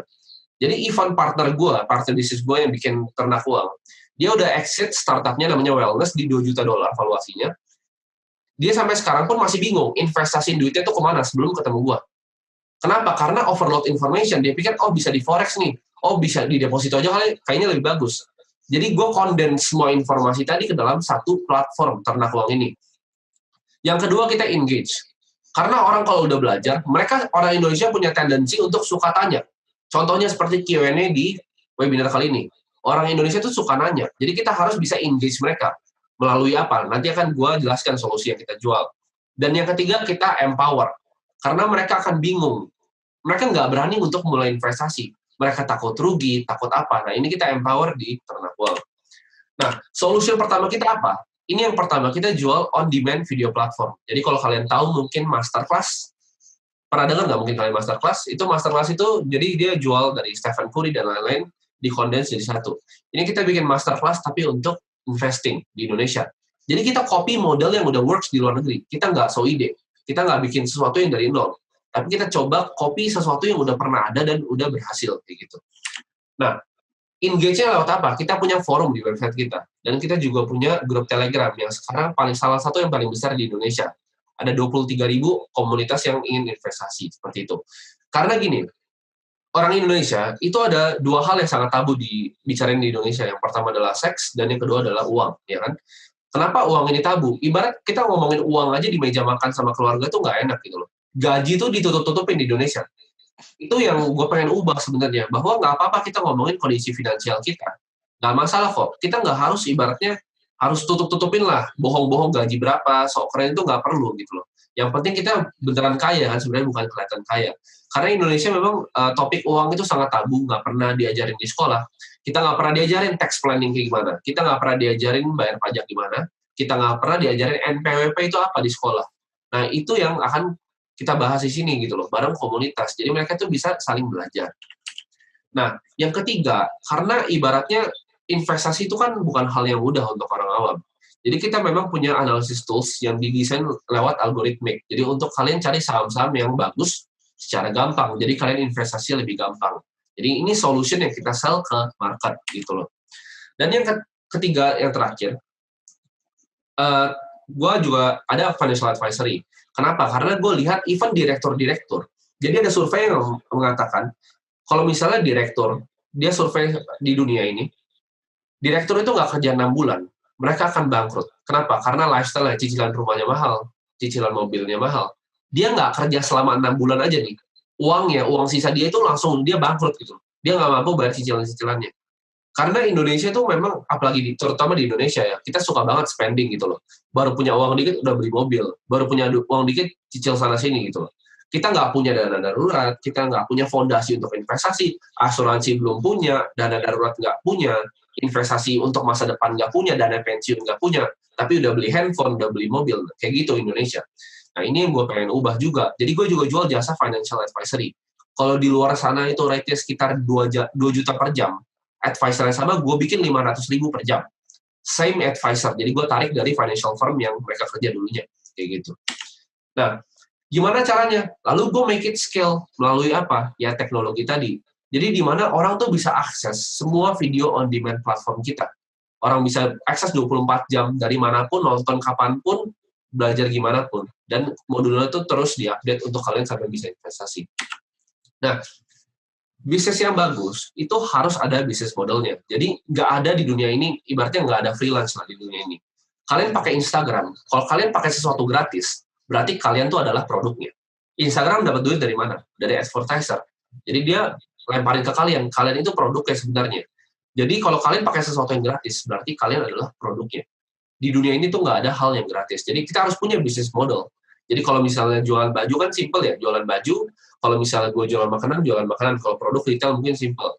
Kalau bisnis model kita juga simple sebenarnya. Kita subscription seperti masterclass per tahun, seperti itu. Nah, kalian mungkin nanya, kalau mungkin yang nggak punya modal nih, untuk gimana sih caranya kita bikin bisnis yang simple itu? Kita nggak perlu hire sampai ratusan juta, sampai miliaran buat bikin infrastruktur. Gimana caranya kita aja nggak bisa bikin kantor gitu kan? Start dengan jual skill kalian. Jadi banyak yang nanya gue, apakah lu dapat modal dari orang tua lu? Enggak sama sekali. Gue bikin ini 0 modal dari orang tua gue. Semua gue kumpulin, gue udah berbisnis dari umur 15 tahun.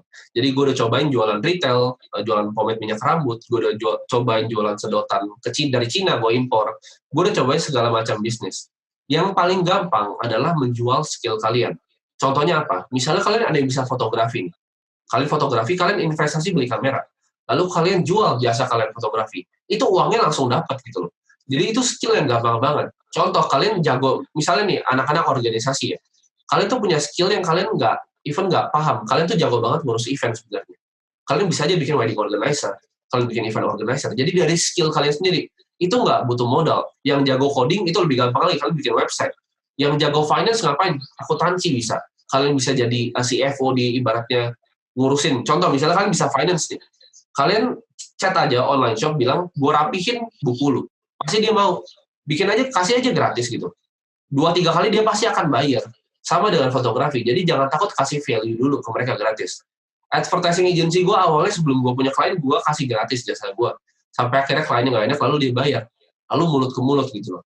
Jadi skill ini paling enak untuk kalian monetize. Jadi kalau jangan so ide, berarti jualan barang-barang, nggak usah dulu. Start dari skill yang kalian punya. Makanya kembangin skill tuh penting banget. setiap krisis itu melahirkan orang kaya baru dan orang miskin baru. Pertanyaannya kalian mau jadi yang mana? Teman gue yang punya kafe yang udah banyak banget, itu banyak banget yang tutup sekarang karena COVID ini. Omsetnya turun sampai sekitar 60%. Dan gue ngeliat pakai mata kepala gue sendiri, teman gue yang bokapnya super tajir sebelum COVID tiba-tiba jadi miskin mendadak, itu juga ada. Yang tiba-tiba banyak utang, tapi ada juga orang yang memanfaatkan COVID ini, jadi tiba-tiba kaya. Mungkin kalian pun ngerasain di circle kalian, ada yang tiba-tiba jadi banyak duit dari COVID, dan ada yang tiba-tiba jadi susah karena COVID. Jadi ini pilihan kalian mau jadi mana? Kalian mau jadi orang kaya baru atau orang miskin baru? Karena krisis ini cuma terjadi setiap 10 tahun sekali, jadi ya make sure kalian bisa manfaatin aja krisisnya. Jadi itu aja untuk materinya. Thank you kalau misalnya ada yang mau bertanya, atau mungkin moderator bikin talk show juga nggak masalah. Thank you Bro Timothy untuk sharingnya. Jadi mungkin pertama-tama ya, menanggapi yang tadi tuh yang disebut soal bisnis yang lu udah coba Bro. Oke. Kan lu pernah sharing juga kan, udah pernah coba bisnis pomade, sedotan yang gede itu yang buat boba ya. Ada agency. Masih ada loh sedotan. Iya masih ada. Ya. Nah Bro?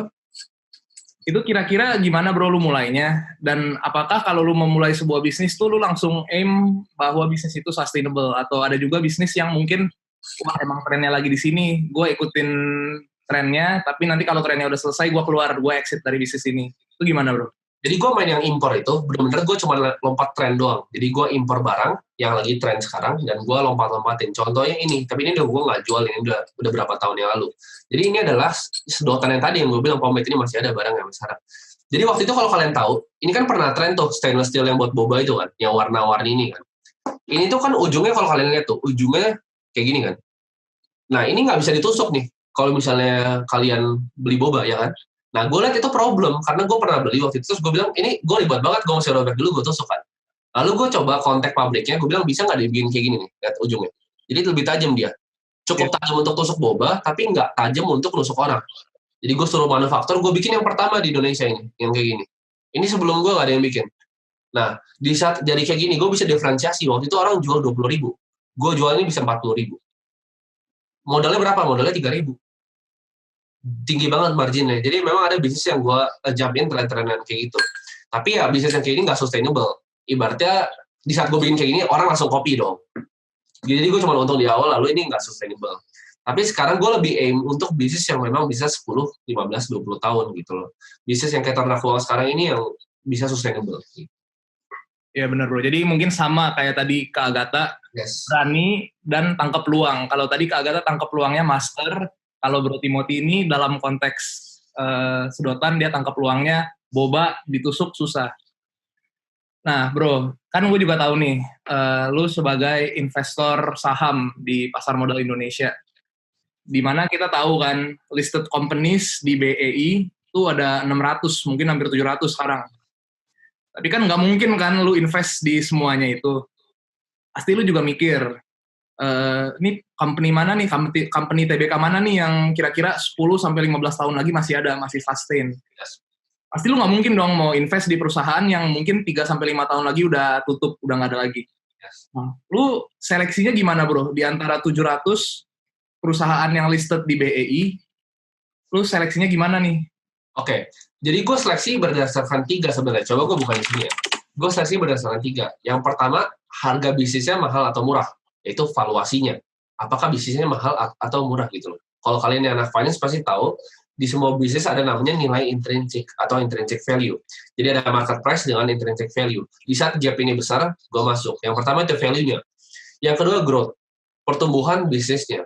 Kira-kira bisnis kan gue bilang tadi, mesin mencetak uang paling gampang kan. Jadi mesinnya ini bisa cetak uang tuh berapa lama sih? Bisa grow-nya kayak gimana? Kira-kira sektornya tuh bakal grow seperti apa? Dan yang ketiga ada balance sheet atau neraca keuangannya. Neraca keuangan mungkin banyak kayak bingung ya. Simple. Contohnya misalnya kita semua tuh punya neraca keuangan masing-masing. Contohnya misalnya gue punya aset, contoh punya mobil, punya rumah gitu kan, punya saham, itu aset gue. Liabilitas gue hutangnya, misalnya hutang kredit card, hutang apa. Jadi aset dikurang liabilitas itu sama dengan ekuitas atau modal kita. Nah, itu yang gue lihat. Jadi bisnisnya tuh healthy nggak ibaratnya? Kas-nya tuh besar atau enggak? Jadi dari 3 itu sih yang gue pertama lihat. Kalau misalnya untuk screening saham. Tapi kan problemnya satu ya kan? Problemnya apakah kita harus bukain semua laporan keuangan 700-nya? orang pasti bingung kan. Nah itu dia sebenarnya itu problemnya, dan gue juga sell solution ya. Jadi kalau kalian lihat di sini, ini gue ada analisanya. Dari yang tadi gue lihat, dari value, health, sama growth-nya. Dari emiten yang udah dianalisa gitu. Jadi untuk yang member tinggal lihat doang, gak usah pusing. Baru kalian tinggal analisa sendiri di sini. Gitu. Oke, paham. Jadi 3 indikator tadi ya, untuk menentukan sebuah bisnis itu sustainable atau enggak. Yes. Nah, informasi itu bisa digunakan, baik kita sebagai investor mau pilih bisnis yang sustainable, maupun kalau kita pelaku usaha, artinya kita harus kencengin di 3 faktor yang tadi, supaya investor bisa pilih bisnis kita sustainable. Betul banget. Jadi kalau ngomongin sustainable, kalau mungkin yang agak teknis ya, sebenarnya bisnis yang penting itu jangan banyak hutangnya aja sih. Yang penting cash-nya itu banyak bisnis. Karena bisnis yang punya banyak bantalan cash itu nggak mungkin bisa bangkrut. Gue kasih contoh ya, Ramayana. Ramayana itu selama COVID ini kan tutup semua gerainya kan, semua karyawan di PHK segala macam. Tapi apakah dia bakal bangkrut? Nggak mungkin bangkrut. Kenapa? Karena kas-nya aja 4 triliun gitu. Hutangnya nggak punya. Dia even nggak dapat duit sampai 5 tahun lagi, itu nggak akan bangkrut perusahaannya. Jadi yang terlihat sama orang itu belum tentu akan bangkrut gitu loh. Jadi itu yang gue analisa. Jadi di saat memang kalau bisnis-bisnis yang punya bantalan cash gede, gue tuh berani untuk invest. Oke bro. Nih udah ada beberapa pertanyaan yang masuk. Boleh. Sebenarnya mungkin agak teknis ya. Iya. Pendapat Ko Timo tentang Bill Ackman, bet against corporate credit. Oke, jadi kenapa Bill Ackman melakukan bet melawan corporate credit? Dia udah pernah melakukan bet ini sebelumnya di Maret. Jadi gue pas lihat bet itu di Maret, gue keluar dari semua equity gue, posisi ekuitas gue, lalu gue hedge ke mata uang yang namanya Swiss franc. Kenapa? Karena gue tahu akan terbang dari 13.000 akhirnya sampai 16.000. Tapi apa efeknya kalau misalnya Bill Ackman melakukan bet ini? Dia udah pernah melakukan ini 2 kali, dan gue rasa yang kali ini tuh nggak benar. Kenapa? Karena sekarang, kondisi sekarang orang tuh, apalagi di Indonesia ya, kalian bisa lihat lah, di Jakarta itu udah nggak ada yang terlalu peduli-peduli gimana gitu soal COVID. Jadi aktivitas tuh udah mulai lancar, ekonomi itu udah mulai lancar, vaksin nanti kemungkinan Desember akan keluar. Jadi sentimen market sekarang tuh sangat amat positif. Jadi gue nggak masalah sih dia mau bet against corporate credit, gue akan tetap hold ekuitas gue. Nggak seperti di Maret gue keluar, tapi kalau sekarang nggak siap. Agak teknis ya buat yang lain, mohon maaf ya. Teknis banget sih bro sebenarnya. Karena itu kan mungkin yang tahu udah pernah. Nah, sorry tadi ada sedikit yang nyalain nih. Terus ada pertanyaan kedua nih bro. Contoh financial advisory ternak uang pasang harga di bawah rate. Kira-kira gimana cara make sure tetap deliver quality yang bagus dengan mereka yang mengasih rate 2 juta per hour? Oke. Ternak uang emang bakal tetap memakai value affordable untuk long term atau gimana? Oke, jadi apakah gue pakai value affordable long term itu? Jawabannya kalau sekarang gue lagi tahap akuisisi customer. Jadi memang gimana caranya gue bisa samain ibaratnya kualitasnya kan dengan yang 2 juta. Jawabannya kualitasnya sama. Kenapa sama? Karena itu yang 2 juta yang gue tarik ke sini. Gue bakar duit ibaratnya bayar mereka. Untuk service kalian. Kenapa? Karena gue pengen akuisisi dulu customer-nya, strategi gue. Karena cash gue udah besar nih, gue mau pakai strategi untuk akuisisi, bakar duit ibaratnya. Sama kayak Gojek. Jadi jawaban simpel itu gue bakar duit lah, ibaratnya gitu. Sorry, commute.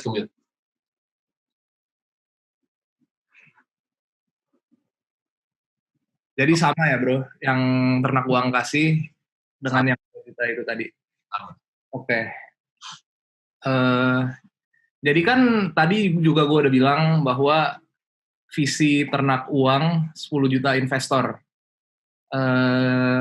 Dan sekarang tadi kan gue bilang 15.000 tapi udah dikoreksi lagi tadi 23.000 ya. Ya, 20. Kan dia udah ada growth yang lumayan juga karena baru 3 bulan nih. Baru 3 bulan ya.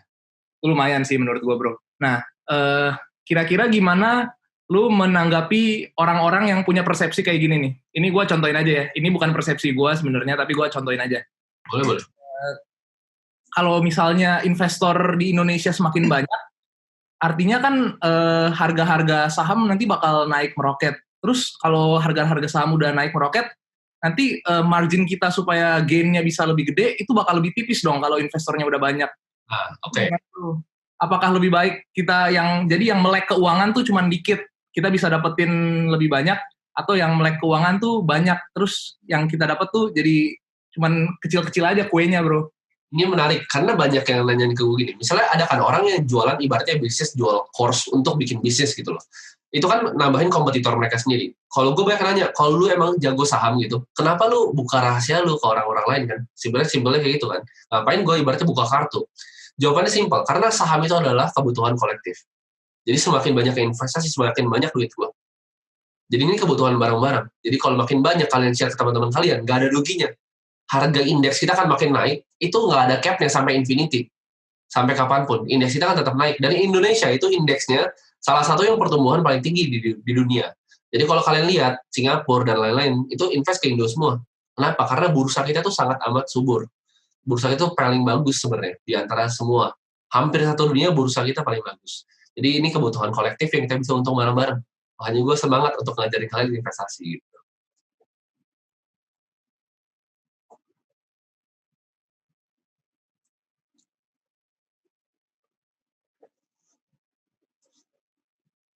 Boleh mungkin pertanyaan selanjutnya?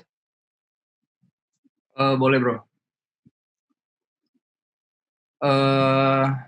Tapi gue pengen menanggapi dulu yang tadi ya. Boleh, nggak masalah. Itu kan bukan persepsi gue, tapi ada orang-orang yang berpersepsi kayak gitu. Dan gue setuju banget sama lu bro. Karena kalau kita buka data 2000, ini gue dapat data 2018 sih BEI, investor asing di pasar modal tuh sekitar 61%. Yes. Kita investor lokalnya tuh lebih dikit. Jadi ketika investor asing misalnya takut, dia modalnya, pasar saham kita rentan banget untuk turun. Jadi kalau sampai bisa nih 10 juta investor Indonesia, kan artinya nanti bisa jadi investor asing cuma 20%, 80%-nya investor lokal Indonesia. Nah, pasar saham kita juga bakal lebih resistance lah terhadap krisis-krisis. Yes, benar banget. Jadi yang tadi gue setuju banget. Terus nih ada pertanyaan dari Angelin Sutendi. Siang Kotimo, saya mau nanya. Sebelumnya Koko ada bahas tentang menjual skill untuk menghasilkan uang. Tapi bagaimana untuk skill yang mungkin belum masuk ke expert dalam bidang tersebut, dan bagaimana cara meyakinkan orang akan skill yang kita punya tersebut selain dari portofolio? Spesifik kalau dia punya bakat di bidang akademis. Jangan takut. Pertama jangan takut. Yang kedua bisa mulai bikin social proof namanya. Jadi manusia itu walaupun orang bilang nggak lihat follower itu bohong. Follower itu selalu dilihat. Jadi kalian bisa mulai dari start creating content di sosial media. Jadi share aja talent kalian, skill kalian keluarin aja semua ke sosial media. Kalian dapat following, kalian jualnya lebih gampang. Jadi itu cara paling simple sih dari skill yang kamu punya. Gak harus kok jadi yang paling expert gitu di bidang tersebut. Tapi cukup mengerti ibaratnya. Hanya cukup mengerti, kamu share di sosial media, kamu mulai tawarin jasa kamu. Bisa kayak gitu. Oke, benar banget. Tadi Kak Agatha juga kayak gitu ya. Dia modalnya berani, tapi berani nggak so ide juga. Pasti dia hitungannya. Maksudnya kalau kita mau ambil resiko, jangan ambil resiko secara belaga gila aja. Kita juga harus memikirkan calculated risk. Jadi kita udah kalkulasikan resikonya. Betul banget. Nah, pertanyaan selanjutnya. Analisa apa yang dulu Koko lakuin untuk financial data secara industri? Atau apakah top down analysis dulu atau gimana? Oke, jadi ada yang namanya top down dan bottom up. Jadi top down itu apa? Kita lihat dulu secara makro. Jadi kondisi makro itu kira-kira industri apa yang bakal naik. Jadi contohnya, misalnya industri batubara yang kemarin ini. Dari Cina itu kan dia mau beli banyak dari Indonesia kan belakangan ini. Kenapa? Karena supply and demand biasa. Dari situ kita tahu bahwa ada demand untuk batubara. Nah, batubara ini perusahaan apa aja sih tambang batubara di Indonesia? Ada Raw Energy, ITMG, dan lain-lain teman-temannya. Bukit Asam, gitu. Nah, dari sekian banyak pilihan, baru kita analisa lagi kira-kira, mana sih yang financials-nya paling bagus, mana yang hutangnya paling sedikit, mana sih yang banyak keluarin dividen, mana yang harga sahamnya valuasi masih murah, mana yang manajemennya kompeten. Kita bisa lihat dari mana manajemen yang kompeten. Kita lihat dari kemampuan menghasilkan labanya, contohnya dari return on equity-nya. Kita bisa tahu dari total net profit dibagi jumlah ekuitasnya. Kayak gitu sih. Jadi dari industri, kalau gue pribadi, gue lihat dulu tuh secara global, gue lihat industri yang kira-kira lagi maju apa, lalu gue boils down ke emitennya, kayak gitu. Tapi dari bottom up pun sebenarnya nggak masalah. Tapi kalau gue pribadi, gue lebih suka lihat analisis secara makro, gitu. Oke, jadi tadi jawabannya udah lumayan teknis ya. Kalau boleh tahu bro, udah berapa lama sih invest di pasar modal Indonesia? Gue invest di pasar modal tuh udah 5 tahun kurang lebih. Gue mulai umur 15 tahun, kelas 9 SMP, tapi gue fokus di 1 SMA. Gue mulai belajar beneran. Nah, lu setuju nggak bro perkataan ini? Setiap krisis adalah peluang untuk menghasilkan uang baru. Oh, setuju banget. Kan gue bukti dari krisis ini gitu loh. Jadi gue memang memanfaatkan krisis ini untuk membuat perusahaan yang, kan tadi gue lihat kan. Jadi gue lihat by data aja. Jumlah investor 2,1 juta. Tiba-tiba lonjak jadi 3 juta. Dalam waktu 3 bulan. Ada market ya, gue hajar bikin bisnis. Kayak gitu. Jadi internet peluang.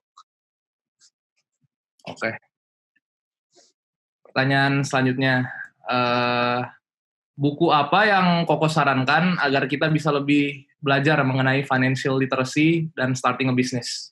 Oke, kalau untuk dua itu, financial literacy, mungkin The Richest Man in Babylon. Itu buku pertama yang gue baca. Itu gue rekomen kalian untuk belajar tentang literasi finansial.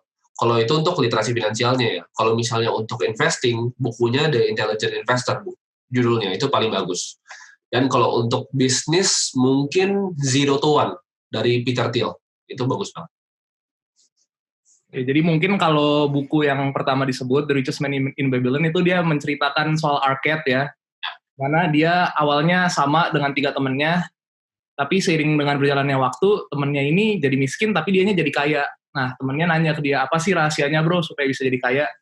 Ternyata mungkin rahasianya cukup simple secara kata-kata, tapi kalau dipraktekin ini bakal lebih sulit. Dia menceritakan bahwa always pay yourself first. Minimum 10% of everything you earn, pay yourself first.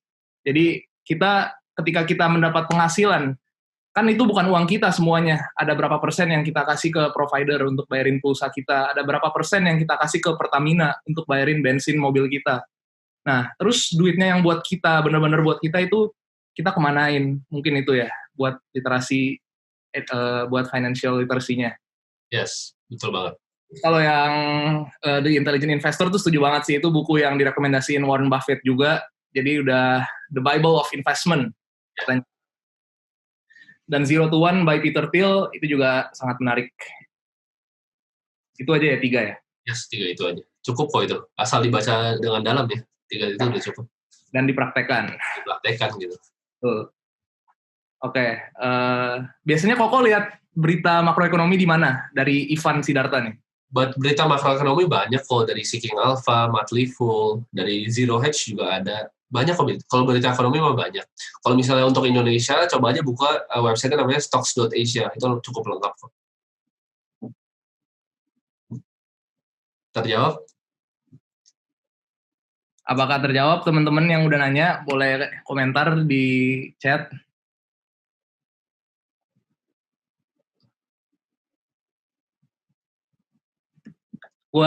Kalau gua rasa terjawab sih bro. Oke. Terjawab tuh. Nah, mungkin ini gue balik ke awal ya, di mana pertanyaan yang udah disiapkan panitia. Oke. Boleh ceritain nggak sih pengalaman suka dan duka dalam menjalani sebuah bisnis di masa pandemi, dan mungkin suka dan duka juga sebelum bisnis yang pomade itu, sedotan, apa sih suka dan dukanya? Oke. Yang bisnis pomade gue itu sukanya sedikit, lebih banyak dukanya. Jadi gue jual itu waktu itu, gue masih bego kan ibaratnya, gue akuntansi nggak ngerti, waktu itu masih SMA kelas 1. Akuntansi nggak ngerti, gue nggak ngerti ada 3 statements gitu loh dalam bisnis. Kalian buat yang belum mau mulai bisnis, tapi kalian nggak ngerti finance, mending jangan gitu.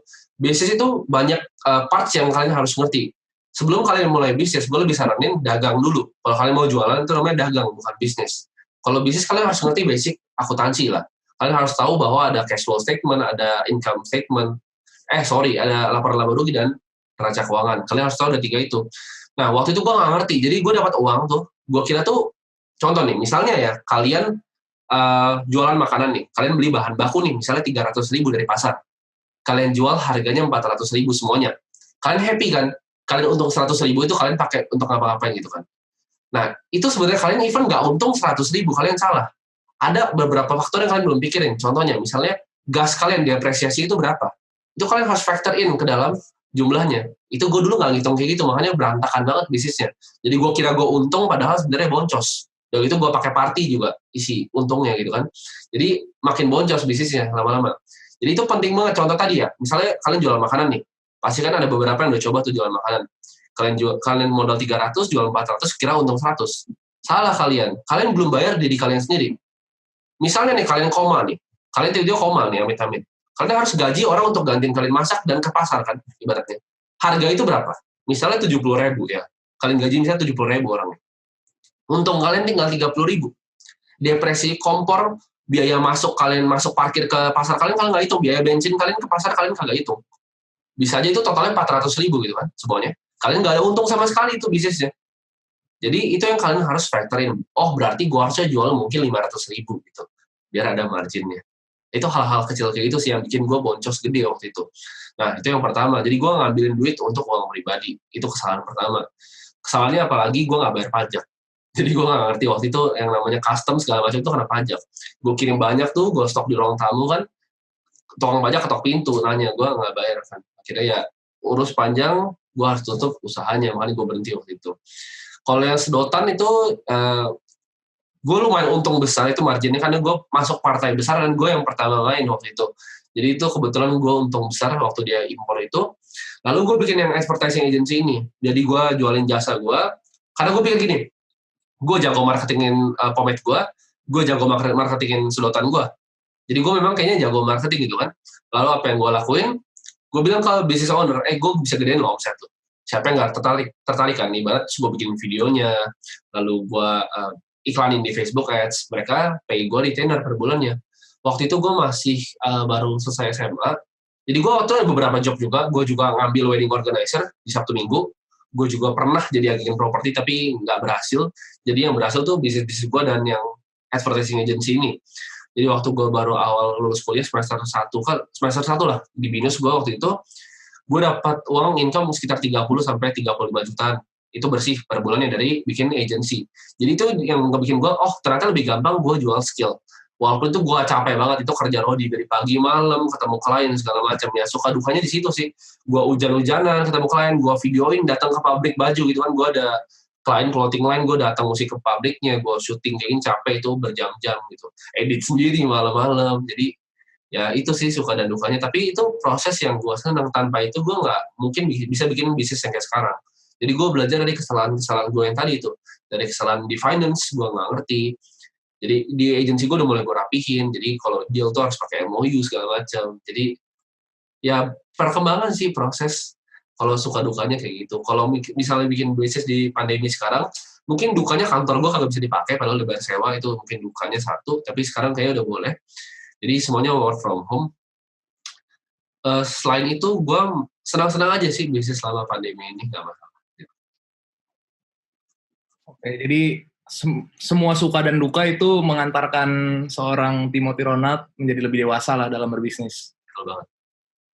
Dan tadi soal bisnis pomade-nya juga ya, lu pernah didatengin Bepom juga ya bro ya? Pernah datang Bepom gue ke rumah, ketok pintu dia. Ditanya izinnya mana, ada Bepom, siup gue juga nggak punya tuh, siup gue nggak ada Bepom. Soalnya kalau di Indonesia kalau kalian jual skincare, even gue nggak tahu waktu itu pomade itu masuk ke skincare sebenarnya.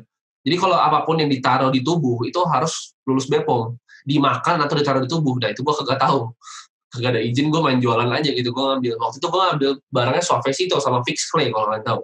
Fix Clay itu ambilnya dari Filipina, Suavecito itu dari Amerika. Itu bohong sebenarnya, bukan dari Amerika tapi dari Cina. Jadi ngambil dari Cina kalau Suavecito. Tapi yang Fix Clay itu dari Filipina waktu itu. Dulu itu dijualnya 130.000. Kalau sekarang kalian cek Tokopedia itu udah banding dengan harga 70.000. Dulu tuh pas gue main itu kan belum banyak, Tokopedia itu masih awal banget. Dulu masih dari transisi Kaskus ke Tokopedia. Jadi waktu itu belum banyak playernya, makanya gue bisa untung gitu loh. Kalau kalian coba sekarang kayak gitu, meninggal kalian, marginnya tipis gitu. Karena bisnis itu permainan margin sebenarnya, bukan quantity. Oke bro. Insightful banget. Kira-kira dari teman-teman gimana nih? Apakah masih ada pertanyaan lagi? Masih dipersilakan kok. Ada pertanyaan? Boleh, bebas. Kayaknya dari tadi Bro Timothy juga semuanya dijawab ya. Yang teknis dijawab, yang dapat berita makro dari mana dijawab. Silakan sih teman-teman. Bingung nanyanya, udah bingung. Jelas soalnya. Yeah.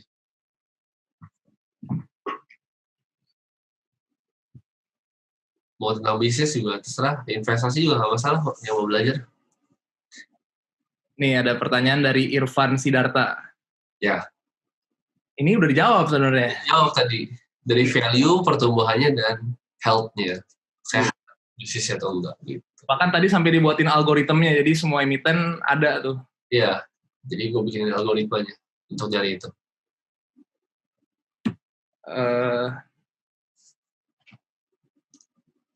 Mungkin bro, karena di sini mayoritas mahasiswa juga, Ya. Lu ini nggak bro? Apa ya namanya? Melihat pendidikan formal akan berpengaruh baik terhadap pencapaian finansial kita. Gue bisa jujur-jujurnya ya. Menurut gue orang tuh harus kuliah. Walaupun gue sebenarnya mau DO nih, jadi gue nggak walk the talk. Gue kan sekarang semester 5, tapi gue memang nggak ada waktu sama sekali.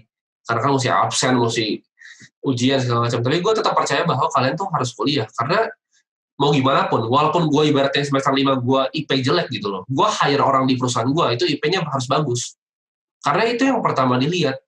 Jadi menurut gue tetap harus sih, kalau kuliah itu tetap harus. Karena itu mempermudah kalian untuk apa? Contoh kalian mau kerja, let's say di perusahaan-perusahaan kayak McKinsey atau kalian mau di private equity, kayak Saratoga, Northstar, kalian nggak dari Ivy League, kalian nggak akan pernah dilirik gitu loh. Kalian nggak ada, ibarat minimal di UI gitu, kalian nggak akan dapat kerjaannya. Kalau misalnya untuk finance mungkin dari Prasmul juga bagus gitu kan.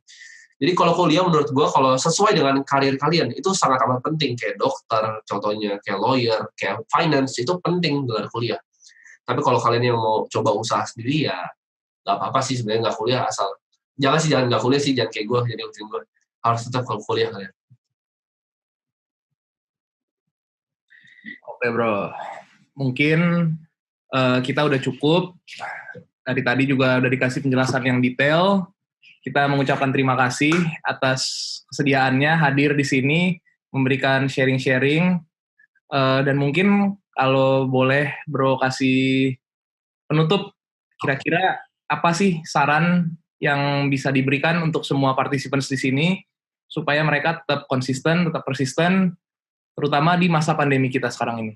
Oke, jadi selalu gue kasih tahu ke orang bahwa untuk kita bisa sukses itu gue diajarin sama mentor gue, Sandiaga Uno, untuk kita kerja keras, kerja cerdas, kerja tuntas, dan yang terakhir kita harus kerja ikhlas.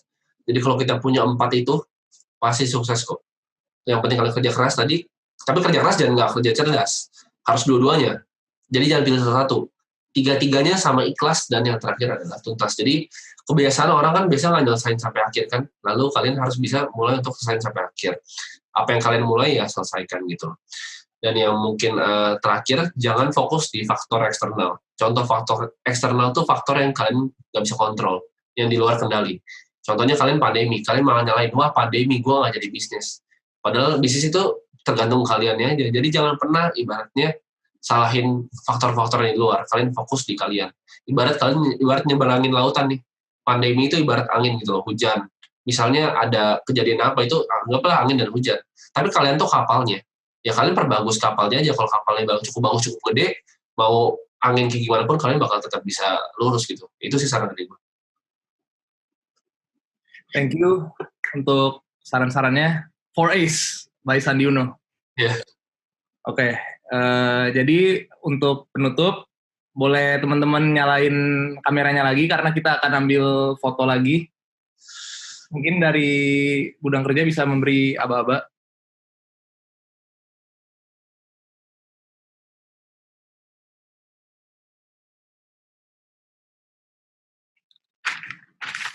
Baik, mungkin teman-teman semua udah pada ngisi ya feedback formnya. Jadi saya ingin menyimpulkan keseluruhan pertemuan kita hari ini, di mana di sesi pertama tadi kita sudah mendengarkan cerita-cerita pengalaman bagaimana Kak Agatha mengembangkan bisnis Moonstore, dan poin-poin yang penting adalah kita harus berani menangkap peluang, kita harus bisa beradaptasi dalam situasi market apapun, dan karena